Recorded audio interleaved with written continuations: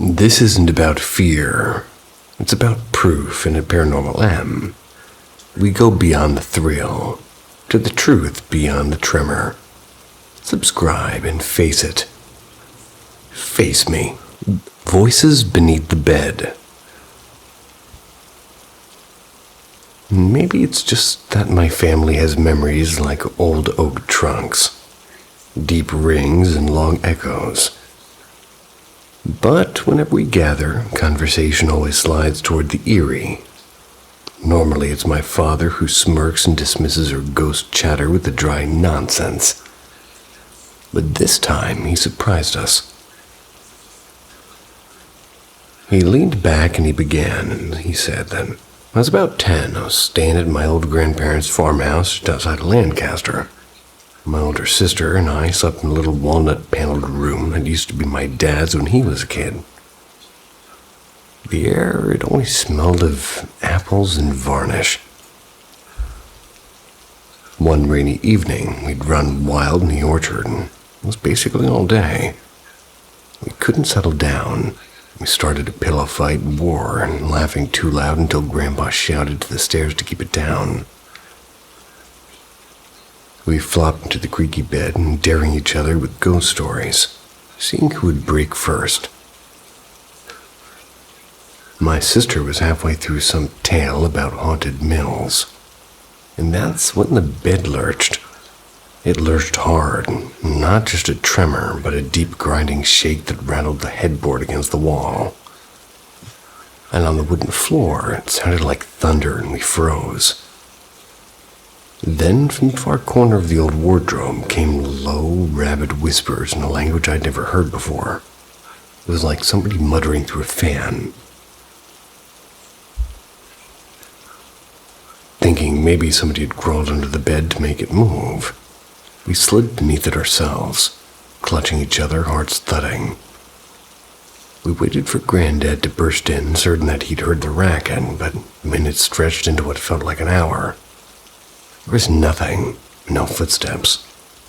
Only the whisperings, often relentless. When our courage finally cracked, we climbed back onto the bed, dragging the quilt over our heads, trembling until the first pale light seeped through the curtains. But sleep never came. At breakfast, we spilled everything to Grandma, who frowned, and to Granddad, who chuckled. He swore he'd heard nothing except the moment one of us fell out of the bed early in the night. He was sure that we'd been dreaming, but I know that we weren't. The bed's banging alone should have brought the whole house running. Dad ended with a single shrug and a wry smile. We never figured out what it was. But I learned one thing. Never tell ghost stories after dark in that room. And even now, with the scent of coffee and daylight in the air, the memory left a shiver behind. It wasn't just a story. It was that my father, a resident skeptic, told it without a single trace of doubt. Didn't know daylight had a smell.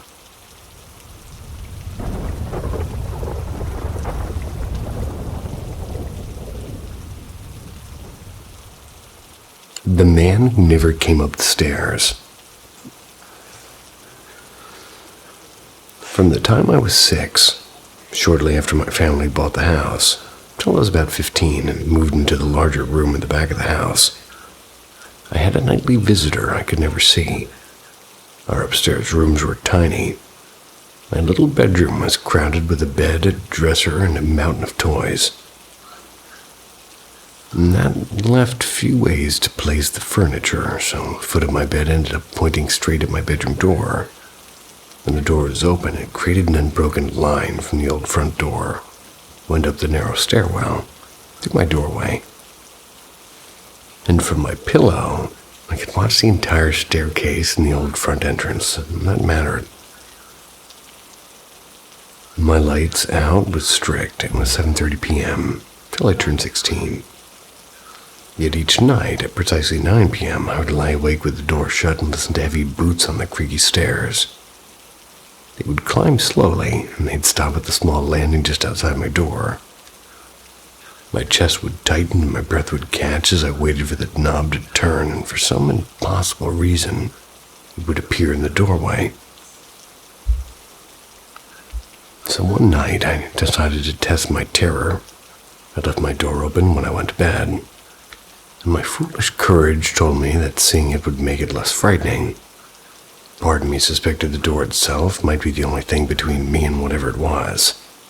Still, I had to know.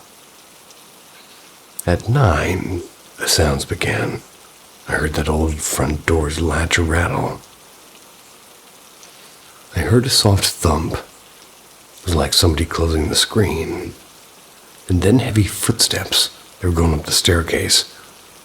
Fixed my stare into the black at the top of the stairs, expecting to make out the silhouette of shoulders, a head, or anything that moved through the dim. Excuse me. And there was nothing. Counted the steps because I knew their number. 1, 2, 3, until absurdly, found myself saying the last 2 aloud, as if shouting an air that would make it visible. When the steps stopped at the landing, and no shade filled the space, my breathing hitched and a shower of pinprick light swam across my vision. I fainted.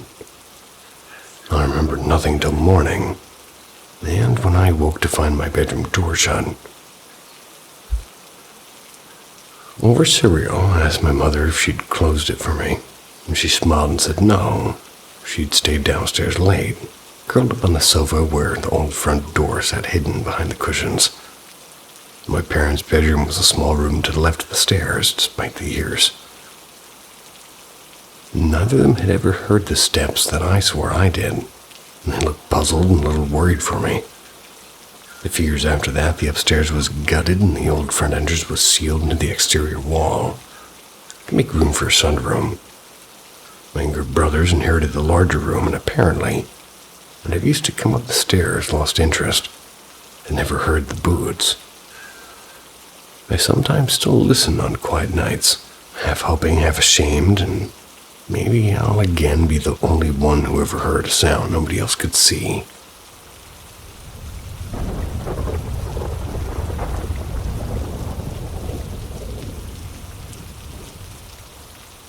The Last Visit. One of my younger brothers came to our lives in a way none of us could have imagined. He began as an emergency foster baby, a newborn, tiny and trembling. Not from his own choices, but because his birth mother had been using heavy drugs while pregnant. His biological grandmother was a fierce, complicated woman, an anarchist biker who distrusted every government agency and also a registered member of a Native American tribe I won't name. Her family history was layered. One branch began with a runaway slave, whom the tribe had sheltered generations ago. Her bloodline held African roots and the heritage of 2 different native nations. Her daughter, my brother's birth mother, had never embraced the tribe, and she lived on the edge. A sex worker with no known partner, no interest in motherhood. When the grandmother came to see her newborn grandson, she found him barely fed, sitting in a soiled diaper. And in that instant, all her defiance dissolved, and she called Child Protective Services, something that she'd sworn she'd never do, because she knew the baby wouldn't survive otherwise. That call brought him to her home. The months that followed were telling.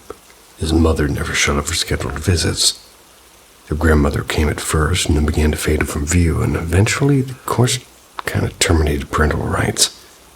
Grandmother fought the decision out of love, but not readiness. But her own life was tangled with a criminal record and a long battle with alcohol. She couldn't provide a safe home. The tribal council had the right to claim and raise him, but after reviewing the prenatal exposure to drugs and the special care he'd need, they declined. My parents stepped forward, and after a long wait, adoption was granted. Years later, when my brother was about 8, he came home from school unusually quiet. "Did Grandma die?" he asked out of nowhere. My mom blinked pretty startled, and she said, "Why did you think that?"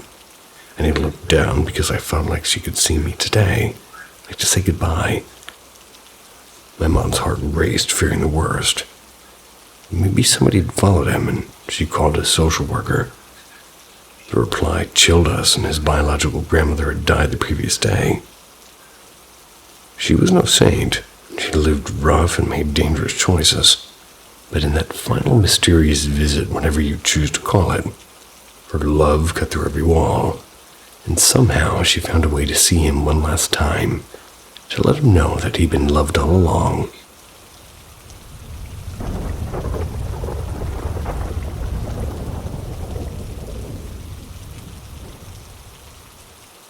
The Man on the Wall, or Why I'm a Wordy Little Bastard. It's spooky season, which means my brain thinks it's deadline day for weird childhood memories. So here we go.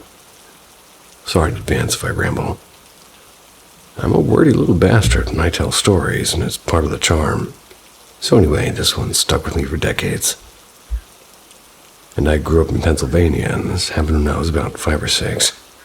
Let's call it 95 because round numbers are comfortable. Back when my dad drove a beat-up van delivering rolls and baguettes for a local bakery, couldn't really swing for a babysitter. So I came along on a lot of routes, and early mornings at the bakery, me playing with action figures in the back while he loaded crates. And a day of cruising was from one drop-off to the next. It was boring in a way that made you invent adventures. And one afternoon, we stopped at a place I always thought of as a Stonebridge Tavern. Not the Stone Tavern that I swear I misremembered the exact name for years. Probably the last stop on the route, or maybe Dad wanted to post-shift beer. I only know that we lingered longer than usual. And Dad was chatting with a buddy at the bar, and I was fidgeting, doing whatever 5-year-old me does. And then my stomach staged a revolt, and I had to pee. Since we hadn't hung out there before, I had no clue where the restroom was. And there's some important context here. I had imaginary friends, but I knew they were imaginary. Never once did I actually think that they were real or see them like other kids see toys come to life. And also, I've always taken long bathroom breaks, like legendary ones, 15 to 20 minutes on a bad day. Grandpa was the same, and apparently constipated genes run in the family. So when I was tiny, it sometimes hurt, and I'd sit there forever. And to cope, I'd imagine my favorite Ninja Turtle on Donatello, the purple one. That was for reasons I can't fully justify now. But strolling in, slapping me on the back, telling me it would be fine. Child logic works every time. Dad pointed me to a big wooden door across from the bar and said, "Bathroom's down there." I opened it and found a flight of gray stone steps leading to one-room basement bathrooms. There's concrete walls and a single bare tub above a small mirror, a sink to the left and a urinal and a toilet stall and a divider, but no door. There's no windows, no side exits. The only way in or out was at the top of the stair door, and the only light was that lonely bulb over the mirror. Cozy if your idea of cozy involves damp cement. So I'm on the throne doing the business, staring at the blank concrete opposite of me. I don't exactly remember the first click of the thing happening, only that the shadow appeared. The silhouette of a man in a low-brimmed hat projected into the wall. And for that shadow to exist, somebody would have had to have been standing on the other side of the stall divider, directly in front of the sink, unseen from where I sat. I remember hearing his voice, and it was low and oddly comforting. I never felt scared, and if anything, I felt companionable. It sounds kind of weird, I know. He tried to make me laugh. He asked if I liked dogs, and here I changed the details, but the shadow of a small dog popped up beside his, the most vivid bit, and the part I still see when his memory rolls by in my head. It's It's when he pulls out a yo-yo, and the man played with it and the dog's shadow would swat at the thing, and I laughed. It was pure and ridiculous kid laughter. The whole scene felt like those silly little plays they put on with action figures in the back of the bakery. And then the man told me plain as day that you have to go now. Not that I have to go, but you have to go now. And the shadow slowly faded, and I wiped, flushed, swung around the divider, and of course the bathroom was empty. Washed my hands, trudged up the stairs and into the tavern. Dad looked down at me and said something like, "That took longer than usual, buddy. You all right?" I said without any filters because I was 5. I was talking to the man on the wall. The look on Dad's face is still carved in my memory, a hot second of something like terror threaded with genuine worry. A few people nearby went quiet and turned toward us. Dad asked, "What man were you talking to?" I answered, "The man on the wall, Daddy." If you ever want to look on a grown man's face when you suddenly 3 different emotion colors at once, well, that was it. They told the bartender to watch me, and then here's what gets kind of cinematic. He and a couple of the regulars sprinted down the stairs into the basement. They came back up pale and whispering and shaken. They asked me a bunch of questions, but I only remember saying the simple bits. That he had a dog shadow and a yo-yo, and that he told me I had to go. So we went home. Life kept moving in its creaky, unremarkable way. And a year later, Dad brought the whole thing up again. He said something about a newspaper story. Some little girl had reported seeing a ghost in the stone bridge basement bathroom. Around the same time. I remember squinting at the folded newspaper page and thinking, nope, that's not what I saw. Different details. But the paper did note that another child claimed to have seen the spirit last year. And I'm pretty sure that that line meant me. So do I believe in ghosts? Well, not really. I'm a bit skeptical adult and with a healthy appreciation for plausible explanations. But that night in the bathroom is a real memory, not some bedroom story I cooked up. There's no way anybody else could have been in there with me. The only entrance was right in front of my father in a crowded bar, and I poked around for an old article a few times over the years and came up empty. I don't even know if the stone bridge still stands, and I think it's shut for a while and might have changed hands. So that's my thing, a shadow man in a hat and a yo-yo and a playful dog. The bulb light on a concrete wall and a 5-year-old who spent an absurd amount of time on the toilet, got comfort from imaginary friends, and apparently maybe something else. Still don't know what the explanation is, and I kind of like that it's unresolved. It's a tiny little mystery I drag out during spooky season like a slightly moth-eaten sweater. It fits me, in equal parts ridiculous and stubbornly memorable.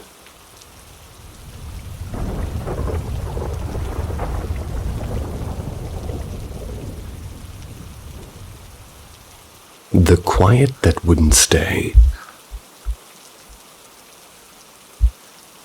My parents split up recently. I'm still living in the old house I grew up in. We've been here about 17 years. Nothing spooky ever happened until a few months ago. My dad started seeing a woman that we sort of knew from around the neighborhood, and she wasn't mysterious at first. But there were always whispers about her family, years of cleansings and strange ceremonies, and neighbors saying they'd once heard chanting from the apartment below when my parents first moved into the block. So fast forward 30 years, without the sound effect. My parents are divorced.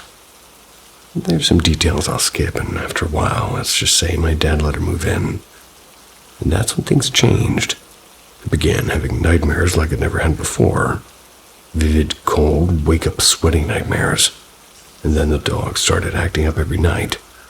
Precisely between 1 a.m. and 6 a.m., and they'd wake up, but they'd bark at nothing. For a couple of weeks it eased up, so I figured maybe it would just pass. But I asked my dad to make her leave because she'd been rude to him and to us. She flipped when my sister and I went out for dinner with him without inviting her. In the same hour I talked to him about it, and the house did a 180. Small things at first, Picture would slide off a shelf, or closet doors flung open and shut. The small speaker would turn itself on at 3 in the morning. And once, a charging cord came out of the wall unplugged, even though nobody and no dog was near it. Little things you tell yourself are coincidences until they're not. 4 days later, my dad finally told her to go. And after she left, the subtle stuff kept happening. But last night was the worst. We kept an electric space heater downstairs for my older dog. She can't even climb stairs on her own anymore, and she hates blankets. We bought a model that clicks off and screams an alarm and tips over. And at 2 a.m., the house filled with smoke and blaring fire alarms, and the heater had been pushed up against the wooden gate that we used to keep the dog safe and kind of knocked over. The unit didn't shut off, and there was no safety click, no tip switch. Just the heat against the wood and the horrible metallic scream of the smoke alarm. If the smoke detector hadn't gone off, I don't even want to imagine how this could have ended. We were awake and shaken, staring at the toppled heater and a gate scorch mark that hadn't been there before. The quiet we'd had for years had become something that wouldn't leave.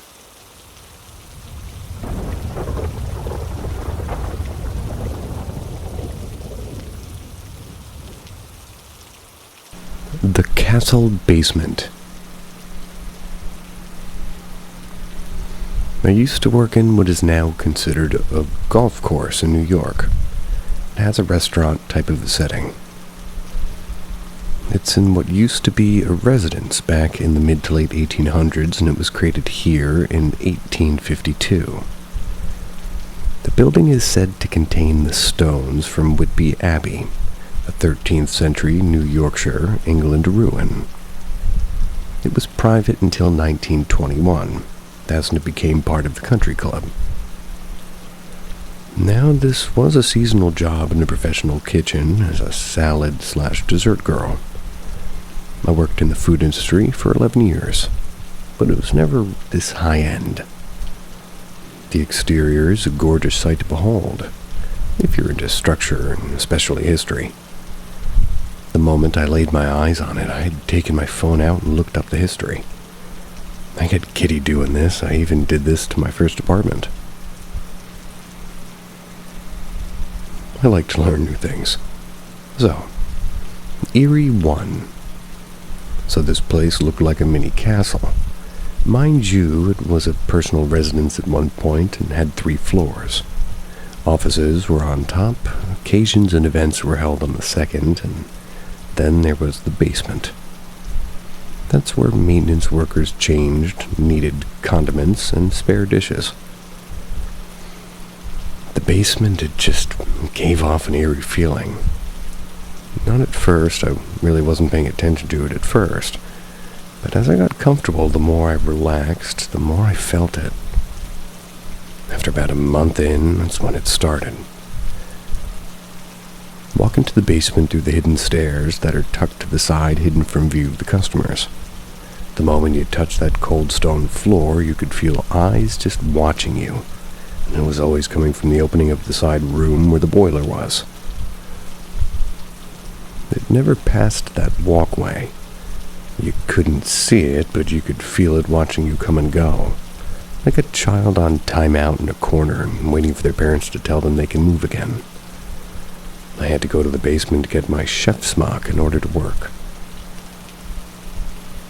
This was about 6 years ago, so I was old enough to know that there was somebody there, but also to know that ghosts were taboo or unbelieved by the majority of civilization, so I kept this to myself like a sad but dirty secret. One day I'm in the bathroom, and a fellow chef came in. She was changing, and I heard her excusing herself if I were to see anything that I shouldn't. But she was unable to change downstairs because she felt somebody was watching her from that room. That specific boiler room. My head jerked a bit back, hearing her, and once I stepped out of the stall when I was done, I turned to stare at her to make sure she was being serious. She was. She said the exact same thing I felt. Someone was in that boiler room, silently watching us. I admitted I too had forgotten that feeling when I get to the basement. but I thought it was just me. It only confirmed, well, that it wasn't, and that I wasn't losing my mind either. As I'm washing my hands while she changed, I kept my head low to prevent any accidental glimpse. Though I explained to her it kind of makes sense if you know the history of the place. She only told me what she knew, which everybody knew. The bricks were from an actual castle. With that, I confirmed according to research that yes, they were from a castle from England. The castle was found in ruin, so the creator decided, why let the bricks go to waste? I guess. I wanted to say something, but my tongue was fighting my teeth to come out and say it, so I did. I explained that because of what might have happened within the walls of the castle when it was in its peak, one could only imagine what hell had been placed during those horrid times. Kingdom reigns, tortures of prisoners, etc. Whatever part of the castle they took, they might have brought a friend with them in the process. Or only God knows what was buried here before they built the whole residence, but if that was the case, wouldn't it have been like free to roam instead of being confined to one room? All I know is we always tried our best to avoid the basement if necessary.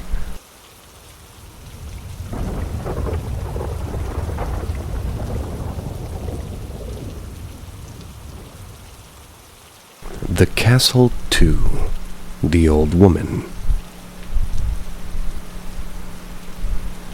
Built in 1852, the building is said to contain stones from Whitby Abbey, 13th century North Yorkshire, England ruin. Now in the first story I wrote my constant experience with the basement, but this one I'm about to share is about a room. Now there is an area above the basement that's allowed for customers. That's the bathroom. Now when you get to that first level, there's like 3 doors to that floor. Men's to the left, women's straight ahead, and to the right is where they sort of made this changing room for the main guests for events. Now I don't pay much attention to any room specifically except where it needs to be, which is 1, the bathroom, 2, the main kitchen, 3, the prep kitchen, and 4, the basement. I didn't get any eerie feeling from any of the other rooms as I did in that basement, so it wasn't like the attention was needed for anywhere else. One day I walked downstairs to the bathroom. I walked past the changing room and something caught my eye and a feeling came upon me. The room door was open, and when you walked past the door, you could see what looked like 2 or 3 seater sofa next to a small bed table for the lamp.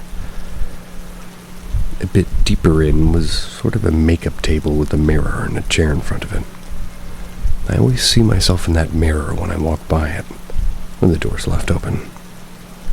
But that day, the glimpse of an old woman sitting in the chair staring at herself in the mirror, her hands resting on the surface. I caught the white of her hair as it was up in a bun. She wore a dress that seemed a bit old, but it was long. The face I couldn't see, was almost faceless, and her head was slightly hung, but she was in the room with the light off. Mind you, this was a quick 5-second catch of the eye. A 5-second catch that made me stop at the bathroom door, hand on the doorknob asking myself, what the fuck did I just see? No customers were allowed in until a certain time. No worker fit that description I caught of her. I stared at the door and slowly let go of the bathroom knob so I could walk toward it. Because, of course, you walk towards things that you know shouldn't be there. I would probably be the first idiot to die in a horror movie. I stand in front of the room door. The only other way out is the mirror, which is completely free. No one was in front of it but me. The chair was free and sitting under the respective table. No old woman. I read a bit more into the castle's residences after that. Her appearance seemed to be up to date and be from the castle's origins in England. So it had to be the residence of the castle after it was built. Turns out that the room was the owner's mother or mother-in-law's bedroom. It was her favorite room.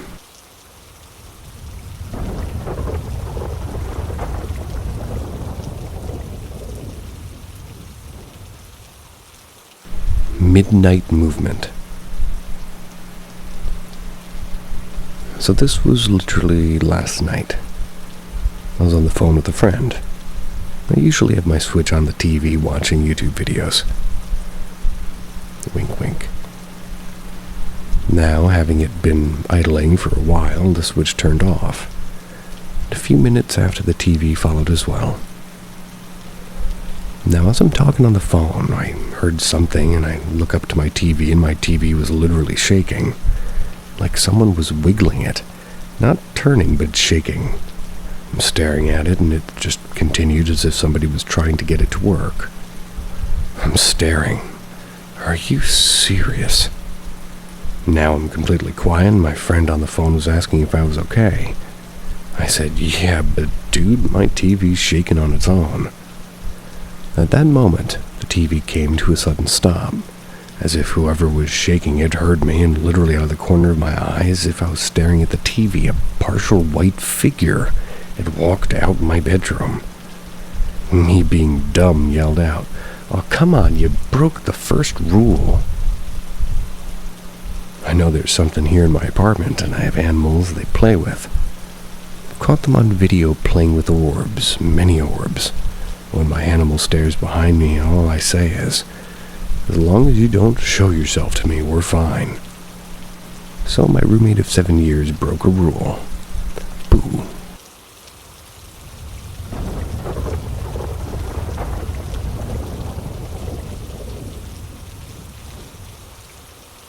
Rather hilarious.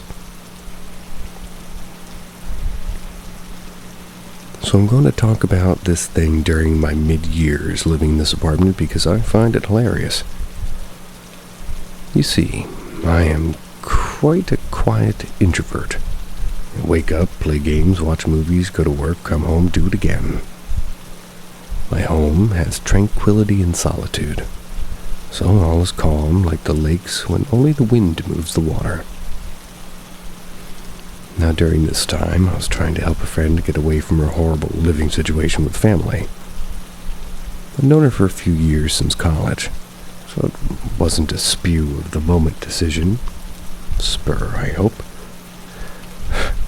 I was just sick of hearing the bullshit she was putting under because they felt since they're family, they have a right to use and abuse her. I know what it's like. But her issues were a step up from what I went through.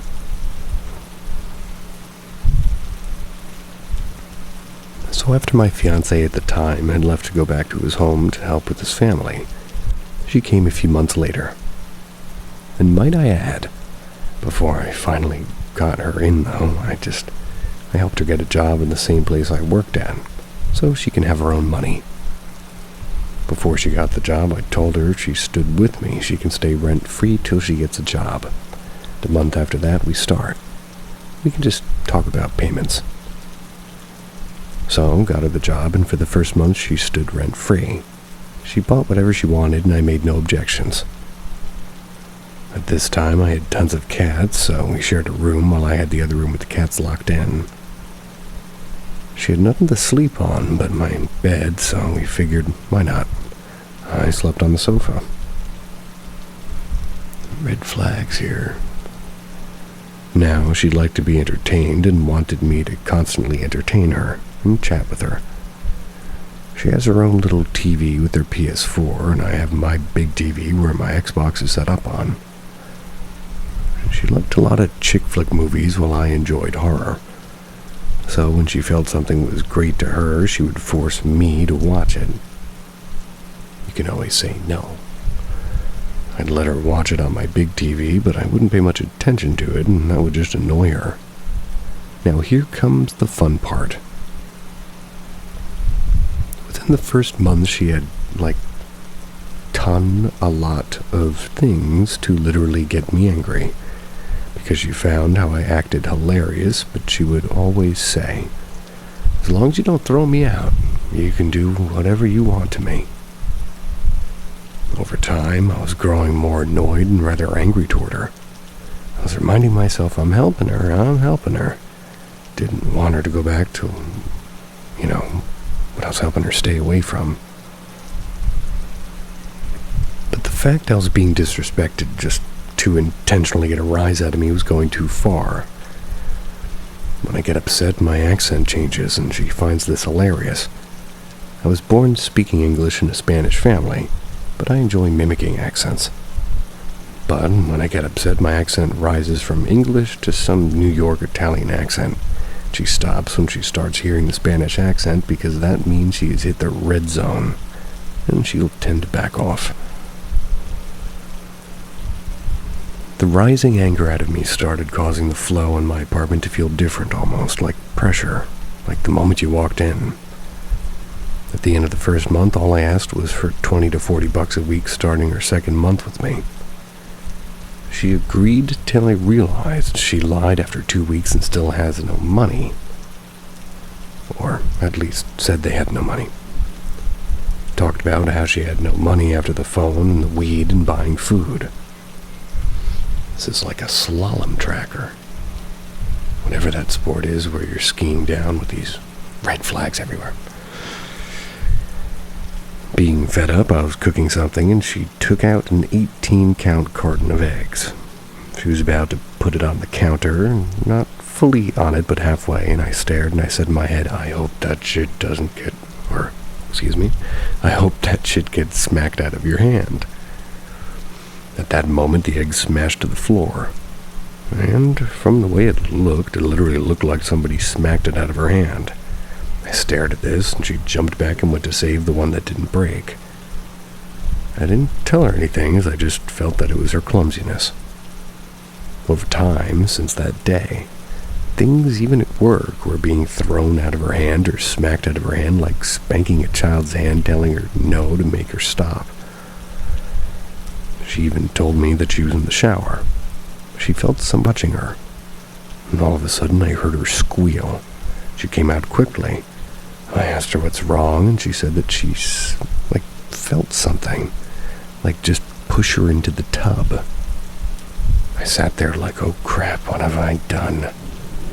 A lot of weird things have been happening around her, and again since that day. At the end of the second month, I kind of threw her things out. She became too much and was too disrespectful, even at work. I became rather vulgar to her after a while before I threw her out. The day or two after I did, so I approached her at work and apologized for throwing her out, but she left me no choice. For the few months after, she went back to her mom's house when I threw her out. She told me that these weird things are still happening. I told her about my roommates after we were at work, and she held some tongs for tossing a salad. They were literally slapped out of her hand and slid across the floor. That day, I told her that my home has others, and it's from you pissing me off.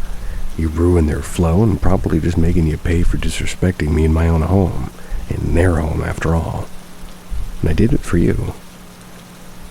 After a while, she no longer had those problems, but things were going downhill for her.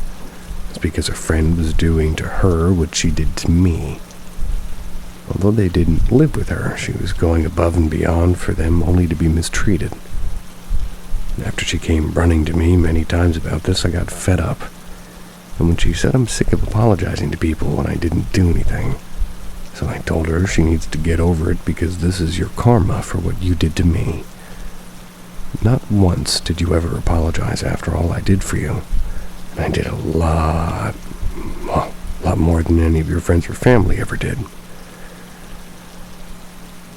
You've done all this, and don't come to me crying.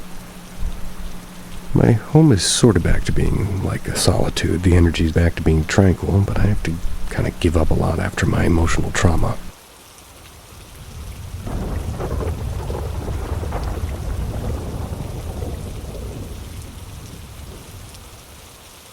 First encounters of my first apartment.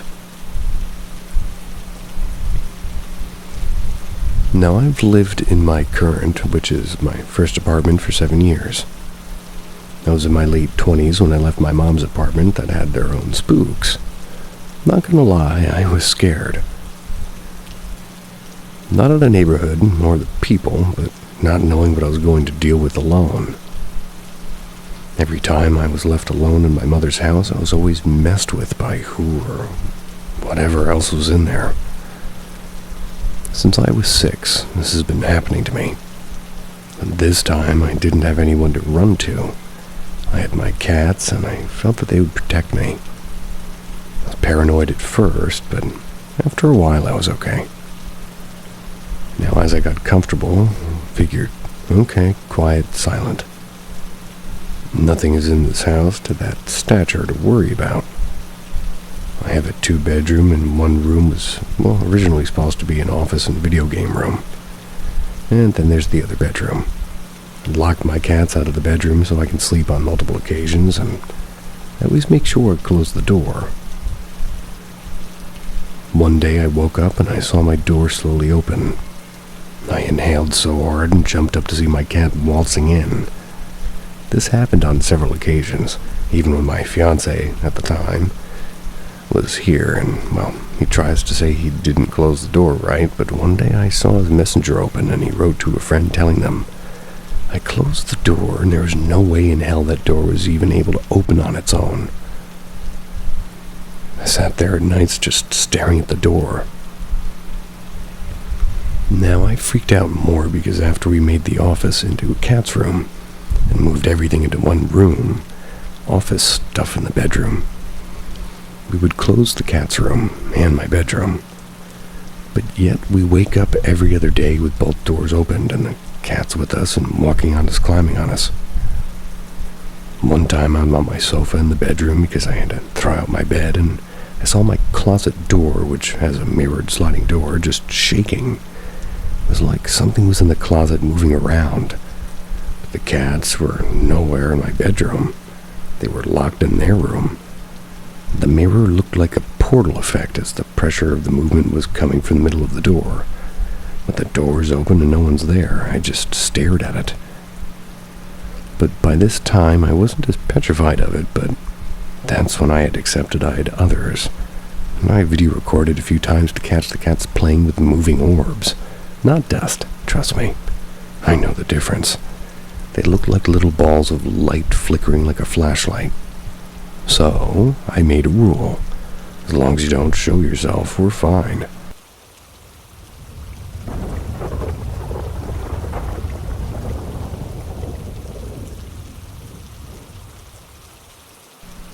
Work ghost. I've been working at an industry for 11 years. 8 years at one location and 3 years at another. Now, I'm not sure, since I go through a lot, whether it's really the same one or something else, or I just happen to be in places where the unseen are. But then again, only Lord knows what's put this ground before man put above.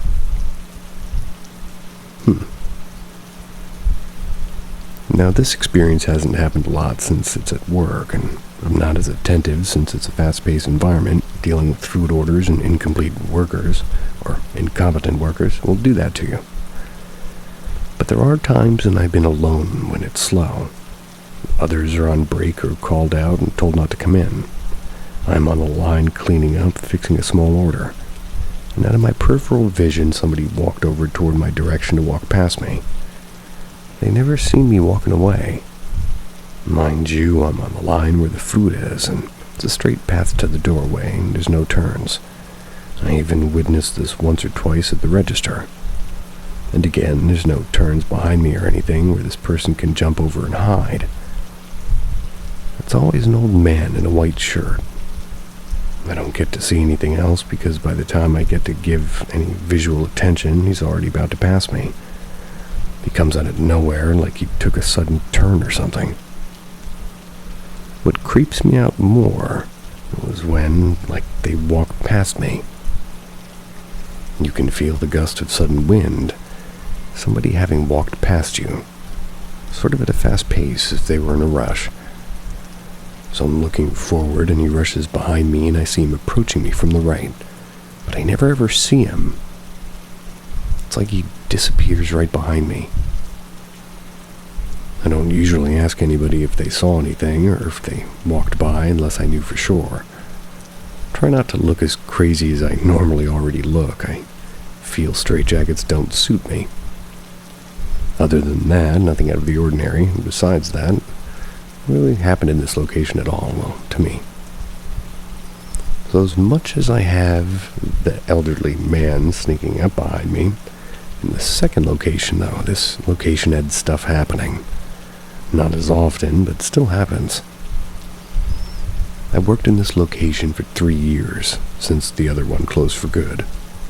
So anyways, I have opened and closed this store, and I've had this other store many times, sometimes the same day. But the closings, sometimes they didn't go off as easy as when you're the last one out and waiting for the manager to drive you home, or waiting inside till the next bus arrives because it's freezing cold or suffocatingly hot. But I'm a trainer, so I know how to close the majority of the store. Mainly barista, line, and register. That's really the main ones I close, and again, sometimes in the same day. Again, ugh. Now in this location it's a bit different. I still have that person walking by me, that same experience really, and keep this to myself. It's not the same man though, it's a definite to this. At night, when I alone, literally the only left human are 2 or 3, and they are downstairs. You can see where the stairs are at and if anybody's there and fucking with you. No one's upstairs with me. The soda machine sometimes goes on by itself, and I don't mean the humming noise of a machine. No, I mean you can hear someone pressing against the chosen soda, and the noise it makes when it dispenses the sugary liquid. At first, I'm just think it's the machine. And due to being pressed a million times a day, I'm pretty sure a button or two will wear out and malfunction here and there. Wishful thinking, I know. Now, this has happened a few times, not consecutively, so I just brush it off. Soda doesn't go all over the place, it's just those taps that allow the soda to go for like a split 2 or 3 seconds. But the part that confirmed my mind was right was when you hear a chair being moved. Now, I'm the only one on the floor. There's the last 1 or 2 downstairs and only 1 staircase that you can't go past without being seen. No one is on the floor in the dining room at all. But you hear a chair adjust like a movement. It comes from random spots in the dining room. You don't see them move since there's dozens of chairs, but you do hear them. One day, I swear I saw someone rush like a dark blur go to the bathroom. Thought it was the manager or the worker that was left, but nobody comes upstairs. I figured maybe I wasn't paying attention and they came up. It could happen since I'm not the brightest person there is. Suddenly, I see my manager coming from the staircase, whether by himself or with the second-to-last worker downstairs. Besides the old man, there's a shadow person that's in the location. It moves fast, so I'm not sure if that's why I can't see him or if he's just perhaps featureless. Now, I thought it was just me, until one of the new employees had been there for a few weeks and he was closing by himself. After a while, he sat me down as we waited for the ride in the bus. He looked to me and was like, "So how you handling the job so far?" "Blue, I need to ask you something." "Sups. Anything all good?" "Yeah, just the noises sometimes get to me." Me thinking, but keeping to myself about these things, not wanting to send wrong messages. "Oh, those are just the machines, especially the ice machine. Sounds get tricky when you're alone." "It's not the machines, it's the chairs." Now I'm just watching him as he realized my hesitation to say something and look around. I feel him staring at me as if it confirmed it wasn't just the machines, and then he said it. "There's an old man that walks around here. Who is he?" "No one to concern yourself with. You leave them alone, they leave you alone." There's also something else here, but I see the old man here more.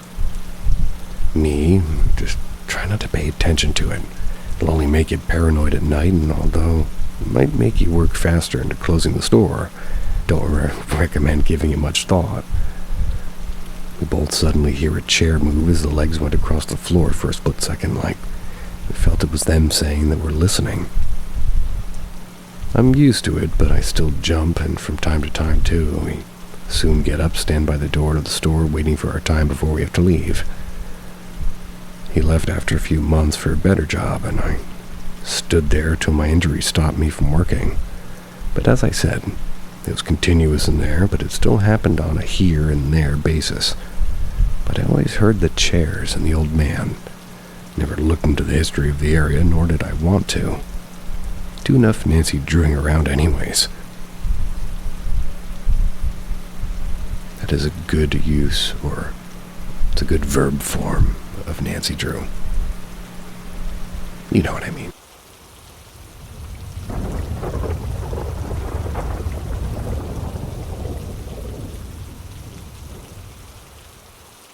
Halloween night. Okay, so this happened a few years ago in my mother's apartment. Again, alone in the house. And again, I'm not sure where anybody was or went to, and I'm just lying in bed.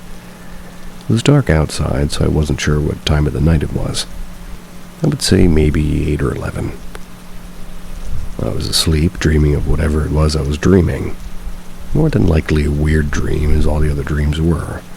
For some reason, part of me decided to wake up, and as I opened my eyes, something didn't feel right. Now, I know about sleep paralysis, and I've been through this many times. Can't move, can't talk, not sure whether you're still asleep or awake. But this was completely different. The atmosphere didn't feel right. Felt heavy. I heard something, but I wasn't sure what it was since I was just waking up, so figured either my mother came home or I dropped something.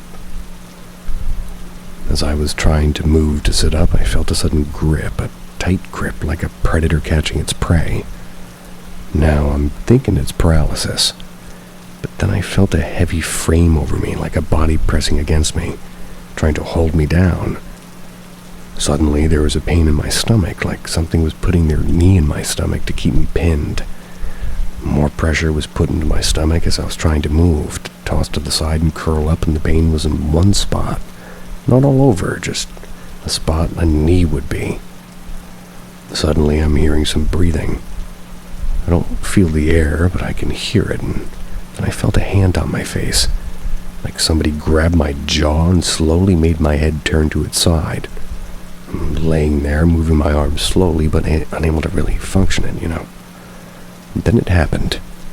Whispers were heard into my ear, talking, but at a fast pace. I couldn't catch up to it. But I heard certain words being said. And this time I felt actual breath in my ear. My body still felt heavy from whatever was on me, and my mobility was completely shot.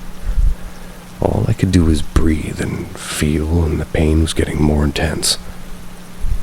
Within the whispers, all I heard were demands. It was like listening to a spirit box. You could only hear certain words coming out, all the noise that you were hearing. I don't remember all of the words, but they were pills, take, and bathroom. There was also a few other words that were kind of close to that category. Not sure how long it went for, since I was trying to figure out what, who, or why. Kept squirming on my bed as the whispering continued. Finally, I felt the heaviness disappear off of me. I flung up to sit up on it like a heavy pant and held my stomach where I felt the pressure. Immediately rolled off the bed and looked at it, wondering what the hell just happened. The atmosphere was back to normal. There was no one else in the room, but something said look, and when I looked, my closet door was slightly opened. It's as if you had read my previous entries that you would read, if not closed. Things happen.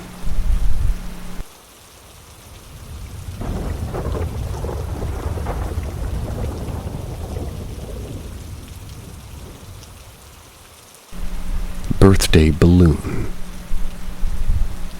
mid to late 90s, my mother bought me a helium balloon that had Belle from Beauty and the Beast on both sides. It was rather big, about the size of a medium sofa cushion, and it was a pretty balloon, and I loved it a lot. Over time, I was enjoying it here and there, till it was just still floating about the house. That's cool, balloons do that, and slowly they sort of fade away from the air. Fine, cool.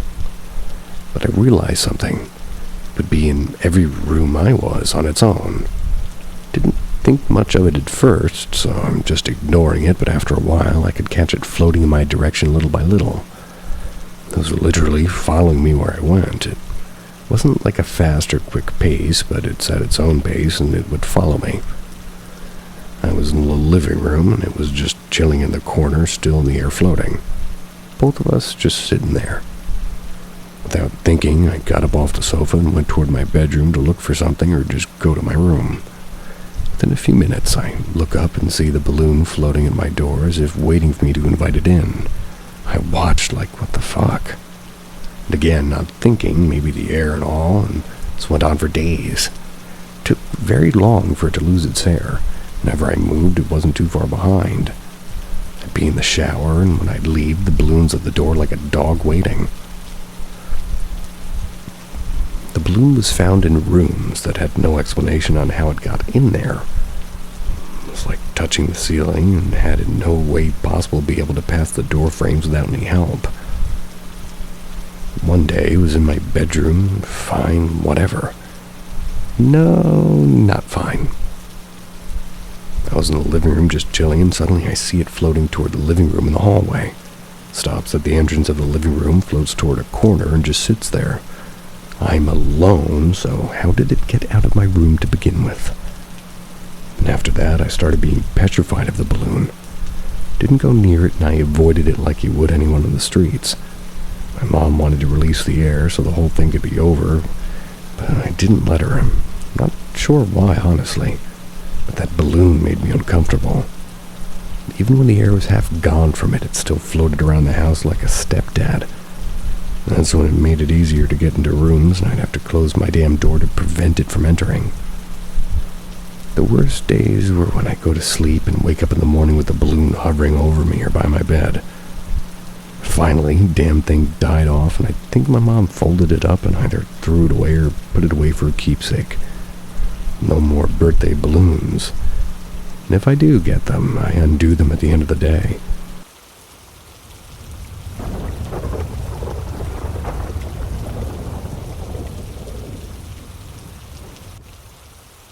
When I was 8, I had my first paranormal experience. First encounter was with my stepfather at that time. My mother and my brother were just living in a rented house of a suicide victim. Of course, they didn't told my mom or my stepfather about it when they first rented, but the neighbors did told us after a month of living there. So at first, everything's fine, only an odd feeling about the garage. The dead forest behind the house. And when I say dead forest, I mean like a straight line of dead trees that just keeps going for miles. But when you look to the left and to the right of the house, the rest of the forest was green and luscious. Anyways, my mom was working at night, so we would be with her boyfriend from 8 p.m. to 5 a.m.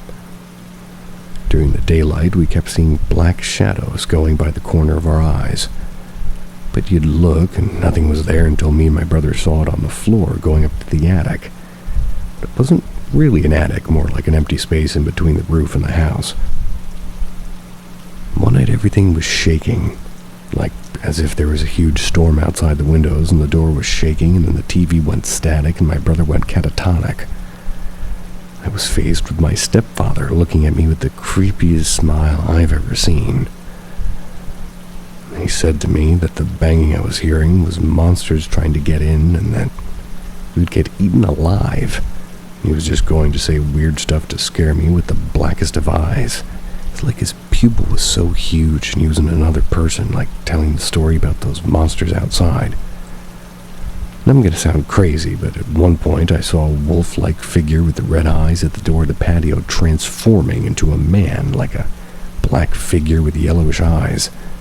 I was so scared I can't believe I didn't pass out or something. Like I kept looking back at my brother and calling his name, but he had no response, only dead staring at the static of the TV, looking like a total zombie. Meanwhile, the doors and windows were still shaking and banging. There's no storms outside, no wind, no nothing. The trees weren't even moving outside the windows. But then after what felt like a real-life nightmare that I couldn't wake from, I remember I looked back at my stepfather and saw 3 white female figures. They were all standing behind him, looking at me with a smile that I can't explain. But I felt like they were saying to me that you're safe and you're not alone. I felt this courage overcome the fear, then grabbed the arm of my stepfather. I yelled at him to stop it now. Looking straight back into those black eyes, seeing the pupil shrinking back to normal in a matter of seconds, like whatever was happening in him was gone. Poofed. And suddenly I was face to face with the scared and panicked grown man that kept asking me what had happened. Seeing that I was in tears and my brother was white looking dead in the couch, TV went back to normal, no more banging, everything had stopped suddenly. I asked him if we could leave the house for the night until my mom comes back. He then took the keys of the car and we stayed in the car for a couple of streets away from the house and waited for my mom to come back in the early morning. I was confused and I was mad at him. Didn't want to speak to him. I told him everything to my mom, and next day the following week we were moving from that house and leaving him behind. Apparently, my mom told me after he had summoned a demon with one of his friends a couple of months prior. Wow. And apparently he was having suicidal thoughts and losing parts of his days that he couldn't remember. He felt like he was going crazy, and with reasons he was getting pretty scared. They even went to a priest. And anyway, that's the end of the story of my first encounter with the paranormal. I have a few others that happened to me. I got scared and prayed to never see or hear anything ever again. Kind of, well, to be as oblivious as possible to the paranormal. Never saw or heard or feel anything in years.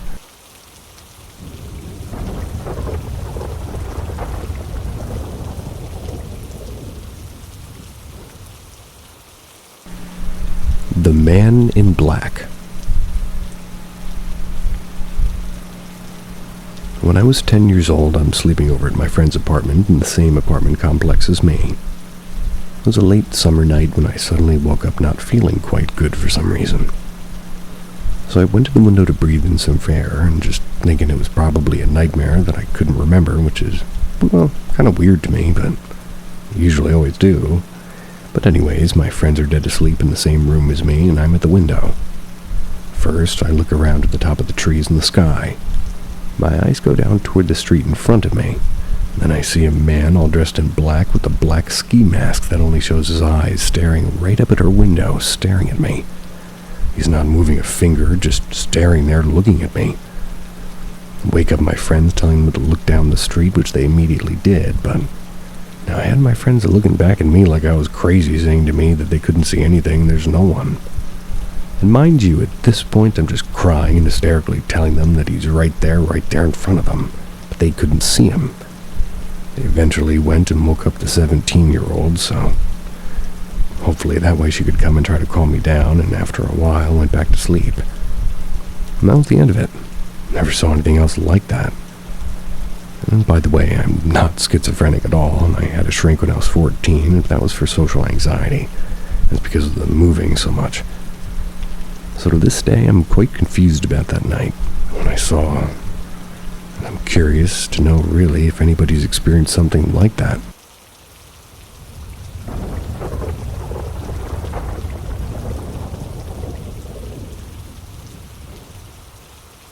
Scratching and knocking at my door at 3 a.m.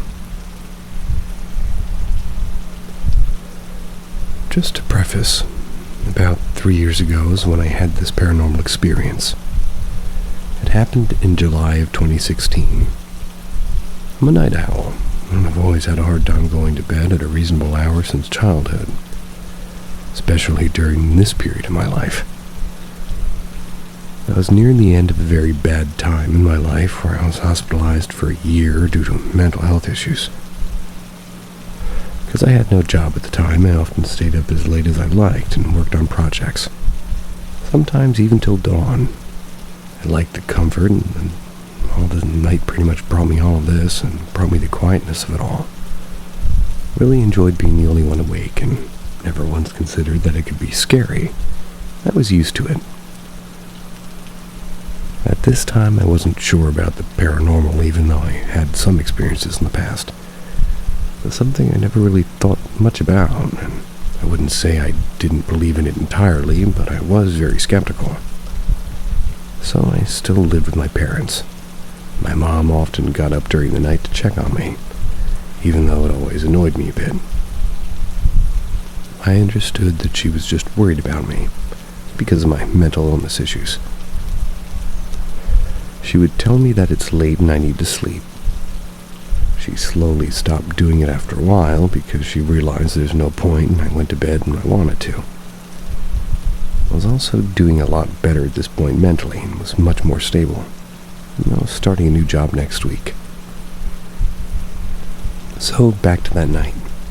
It was around 3:30 a.m. and I was awake in my room drawing and watching Netflix. I had my door shut and I was just about to turn the lights off to go to sleep. I figured I should at least try to lay down and sleep even though I really wasn't tired.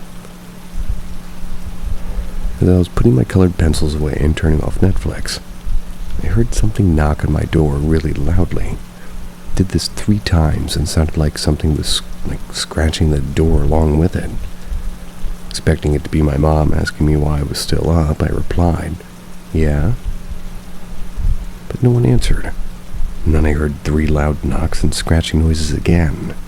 Scratching sounded like someone's nails running down from the top of the door, and I said, "Yeah, what is it?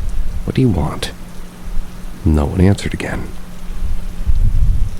So I started thinking that whoever was knocking on my door was trying to scare me. It didn't make any sense. Why my family would be trying to scare me? They had all been passed out for hours and not the type to do something like that at 3 in the morning. Then it happened again, and this time I was like, "Hello, hello." Silence again. I even for a split second thought that maybe it was my dog, just trying to get into my room. But just as quickly debunking that idea. My dog couldn't get upstairs where the bedrooms are because we had it locked. There's a heavy-duty gate that blocked the top of the stairs. He's a little dog too and can't get over it. The knocking and scratching was so deliberate and with such force that there was no way it was my dog. It rattled my door as it happened. It was always done in the same pattern as the knock before, just like a person would do. Then it happened one last time. I didn't say anything this time, and I suddenly realized how bizarre this was. I had this, intense feeling of fear washing over me. I was too scared to open my door to check and see if everything was there, and I felt like if I did, something would harm me. My instinct told me that I'd be inviting whatever this thing was into my room if I did. I sat on my bed for maybe 15 minutes staring at the door in pure shock. Finally had the courage to get up and turn off the lights. And I kept my lamp on that still lit up the whole room. There's no way I was sleeping in the dark. Texted my boyfriend 30 minutes after the incident, telling him what just happened. He works early in the morning, so he responded right away, telling me not to investigate any further and to try to sleep. I barely slept any. After what was just happening, I was like the first person up in the morning. I told everyone what happened and no one took me seriously. They said I must have imagined it because I was really tired or something, but I didn't. I was wide awake and lucid. I asked everybody if they knocked on my door and none of them did. Thought for sure somebody at least heard it too. That's because seemingly something demonic or scratching, the sound was loud as hell. Pun intended. They said no, and I knew that they were not lying, and my dog was still downstairs where we left him the night before, and this freaked me out a lot. I stopped thinking about it because I couldn't explain it. I tried thinking of a rational explanation, but came up with nothing. After this is when I started to become very interested in the paranormal. Did lots of research and was looking for answers. A month later, I got together my own paranormal investigation team. began doing my own investigations. Since then, I've had many encounters with the supernatural, and captured evidence of weird happenings, visual and audio. Everybody with me also would experience these things. But those are stories for another day. Even after 3 years, this is something that I think about sometimes. I wonder if it was demonic or just a spirit with a message. I asked a friend whose psychic abilities I've seen amazing evidence of recently. She said it was a visitor. I know this kind of phenomenon has happened to many, especially at the witching hour, being 3 a.m. I know many say that 3 knocks on the hour means mocking the Trinity, which means it's a demon, but I'm not sure. Even though the creepy as fuck nail scratching is pretty convincing. But there is much more symbolism to the number 3 than just that. I gotta stop knocking in 3s, apparently. Damn. Oops.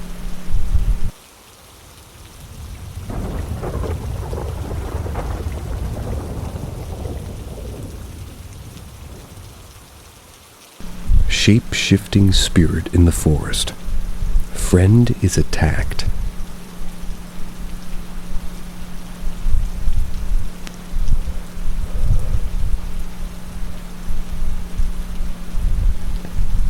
So there's an infamous apparition that appears at the head of the trail. It usually happens around sunset. Many have reported seeing a man wearing 70s clothing at the top of the cliff staring down at you. Then he runs at an impossible angle down the cliff with a smile on his face. And just as he's about to hit the trail, he vanishes into thin air. It's been seen for decades. Many police calls have been made because of it. Law enforcement is aware of this phenomenon and are told to ignore it. Many people believed it was a real person. There's also a mine that collapsed up there, killing many. Lots of rock climbers have fallen to their death. There's been black magic rituals there. Many hikers and people have gone missing. And also Ted Bundy killed someone up there as well. The battle at Fork, Utah took place there. Many natives and Mormon settlers were slaughtered. Not to mention it's known for Bigfoot sightings and other weird shape-shifting shit. The canyon is full of spirits and activity. You're bound to at least experience something. Even if you just get a mild sort of sense of being watched or just the quote-unquote creeps. I've hiked up there many times before. I even knew it was haunted, just because it's one of the most beautiful canyons in Utah County. Every time I went, I would feel very paranoid once I got deep into the canyon, though. One of these times, I was with 2 friends and their 2 dogs. We had made it pretty far, and I've been hiking for hours at this point. The sun was setting. We decided to take a water break. As soon as we stopped, we heard loud whooshing and banging noises coming from the left of the trail of trees. My friend's dogs immediately bolted down the trail with the hair standing up on their backs. The sound was not like anything we'd heard before. We thought it could be an animal, and maybe it was, but I don't know what kind of animal could make that noise. Can't describe it, but I still remember exactly how it sounded. The closest thing I can think of to the sound is a very large drum. I felt a strong urge to get the fuck out of there, and so did everyone else. Needless to say, we didn't finish the hike that day. After that experience, we did some research on the canyon and found out about the hauntings. This sort of triggered a curiosity to explore this, so I round up the gang of ghost hunters and we decide to go on a Friday. We decided to go at sunset, packed lots of ghost hunting gear, and set off preparing to hike in the dark. We have a ghost device that's always been accurate in our investigations, and we use this throughout this whole experience. It has an EMF detector and a radar. It's the most useful device, and if you got one, and it repeats words off the EVP, and it shows it spelled out into the screen. So as soon as we were 5 minutes up the trail, we all collectively agreed that we all felt more energy from the left side of the canyon. so we decided to take the left fork and we would just go to it.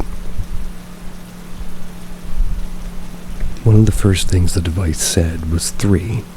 It repeated it many times throughout the hike. We assumed it was answering our question about how many spirits were there at first. The device detected many energy points on the radar as soon as the sun went down. Weird chains, humming, whistling, clanking noises throughout the whole hike. It always was coming from the left side of the canyon, and it seemed to be following us. We finally arrived in one mining cave in the trail, put the flashlight in the mouth of the cave, and noticed this particular cave is kind of sunk halfway into the ground, so you basically have to crawl into a hole that goes underground. It's a very tight squeeze, and barely one person can go in at a time. One of our group members, Brian, decided he was going to try to look down for a second. We all had a very bad feeling about it, protested against it. And he insisted, and we just were going to go down for a second. Radar was going off, and it was showing a lot of strong activity coming from the cave's direction. Brian kneeled down and started to climb in. As soon as he got one leg in the hole of the cave, the device immediately said leg. We told Brian to stop and step away. He finally listened. We decided to stop and record an EVP session at the mouth of the cave. We were hearing the same distant voices and clanking, too, as we did before, but this time a bit louder. We set the voice recorder on the ground and started asking questions. We weren't getting much response, but the noises continued. We were huddled around the voice recorder when I heard whispering right behind my head. It felt like somebody was breathing down my neck. Everyone heard it and decided to end the recording. We all contemplated turning around and leaving, but Jenny and Brian insisted on going further. We decided, since we made it this far, we might as well keep going. We hadn't seen anyone else in the trail for hours. That's when we finally saw some BYU college students hiking back down as they passed us. As soon as they were approaching us, the activity on the radar and device disappeared instantly. It was almost like the spirits didn't want them to know that they were there. So we passed all these different bridges labeled with a number. Every bridge we passed, the activity and energy increased, as did the noises. One of my friends in our group, Jenny, has some psychic abilities, and she sees spirits ever since she flatlined in a hospital years ago. She had always been pretty good at sort of steering us in the right direction. She seems to know things before they happen. She mentioned to us that they were spirit guides with us protecting us the whole time, and was possibly warning us of something. I didn't think much of it at first, and then we passed bridge number 3. As soon as we did, the temperature dropped 10 degrees. It was a hot summer night and we were sweating the entire hike. And then we all were just putting on our jackets.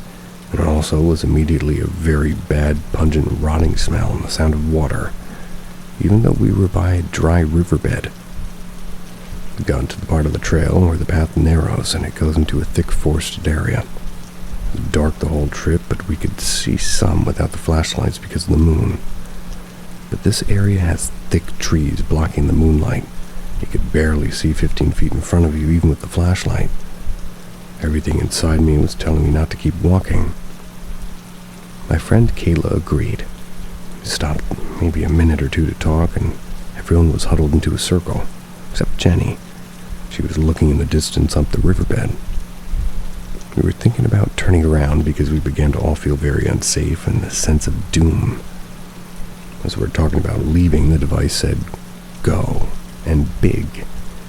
As soon as we heard that, we booked it down the trail. Heart felt like it was going to fall out of my chest. Running as fast as we could, and it felt like somebody was chasing us. Finally, after passing all the bridges, we finally slowed down just because we were out of breath. We all sighed a breath of relief. We felt safer as soon as we crossed the bridge once, or the bridge one again, or once again. We were all laughing about what happened, and we were making jokes to lighten the mood. Jenny then told us sternly to not let our guard down. She said we still have a way to go. She She told Brian to shine a light behind us the rest of the way because we were being followed. We were hoping the light would push back whatever was there. We were walking back for maybe 10 minutes when suddenly, my friend Kayla began seizing and shaking. Her entire right side of her body was moving uncontrollably. She was using her left arm to try to stop her right arm from spasming. She was hyperventilating, and Jenny put her arm just around her, and we stopped her and let her calm down. We heard humming all around us. Eventually, she went back to normal. Still in complete shock, and we're walking as fast as we can down that trail. Then the device said protect, and the radar showed a circle around us forming all these dots of energy. It was super cool. We felt safe for a while. Then 30 minutes later, we started hearing louder noises. Jenny told us all to just ignore them and think of something positive. She told to picture a cute little bunny with brown eyes instead. We all joked about it. And then about 3 minutes later, something was rustling the bushes, and then out jumps a bunny with brown eyes in the center of the trail. As soon as it hit the ground, the device said intruder. I don't think about this coincidence until we reached the bottom. I do recall us thinking it was weird because it looked like a domesticated rabbit in the woods. Kayla was not doing well, was feeling sick and weak. Made it to the end of the trail and decided to do a protective ritual after the device said protect again. Before we turned off the device we were talking about, what could have attacked Kayla. That's when the device said monster. We ended our session and decided to take Kayla home and make sure she was safe. She was still very shaken up. I talked to Jenny the next day and asked her what she was looking at, and we were all huddled in a circle talking about the riverbed. She said that she was 4 spirits. 2 were benign, 1 was evil, and 1 was something that she never felt before. She saw something attack Kayla when she started seizing. She believes it was the last one. Jenny and Brian also brought up the weird connection to the bunny. We thought about it that way. They believed it to be a shapeshifter and possibly the unexplainable entity that attacked Kayla. Kayla still had many problems afterwards. We eventually put a spell on her house to protect her, and the issues finally subsided. The reason why I'm retelling this story is because I finally watched the movie The Witch on Netflix after many people told me it was good. It's been more than a year since that experience, but when I watched that movie, there was a shape-shifting rabbit in it. It made me do a little bit more research on maybe what happened that night, and I came across many sources claiming this is a phenomenon that happens everywhere. Apparently, there's a shapeshifter known to take the form of a rabbit called puka. Native Americans are aware of this kind of shapeshifter, and I believe it to be a connection to the underworld. Many believe that one of the other forms it takes is a beautiful young woman that walks through the woods.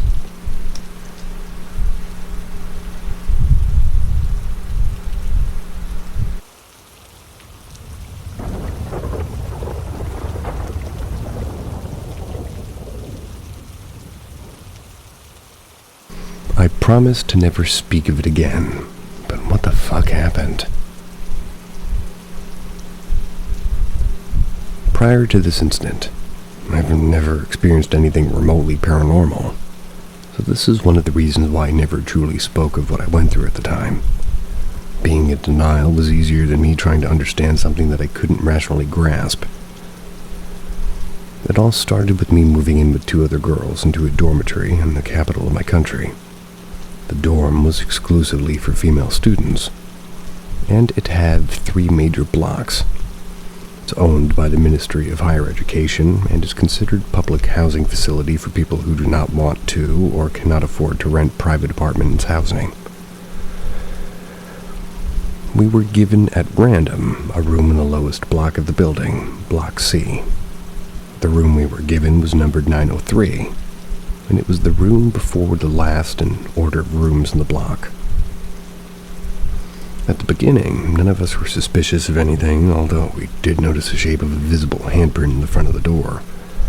The handprint looked tiny, like that of a small child. We didn't give it much thought, and we concluded that it must have been maybe left from a previous paint coat on the door, and that was only the beginning of it all. As time went by and the school year rolled in, each of us started to notice little strange things happening around the room. It was small things like putting stuff in a certain place and finding it somewhere else. For so long we kept thinking that we were just being forgetful and we're not paying as much attention as we should. Maybe it's due to school stress, exams and such. However, that changed for me when I started to experience things differently.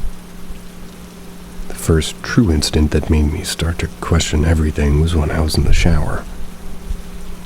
This room had a tiny shower, a small toilet, and a kitchen sink attached to it. Between the main and bigger part of the room, the beds and the desk, and the shower was the door. The door has a latch on it that you can turn left or right to lock and unlock. I was by myself that day, and both my roommates were out. It was close to mid-afternoon.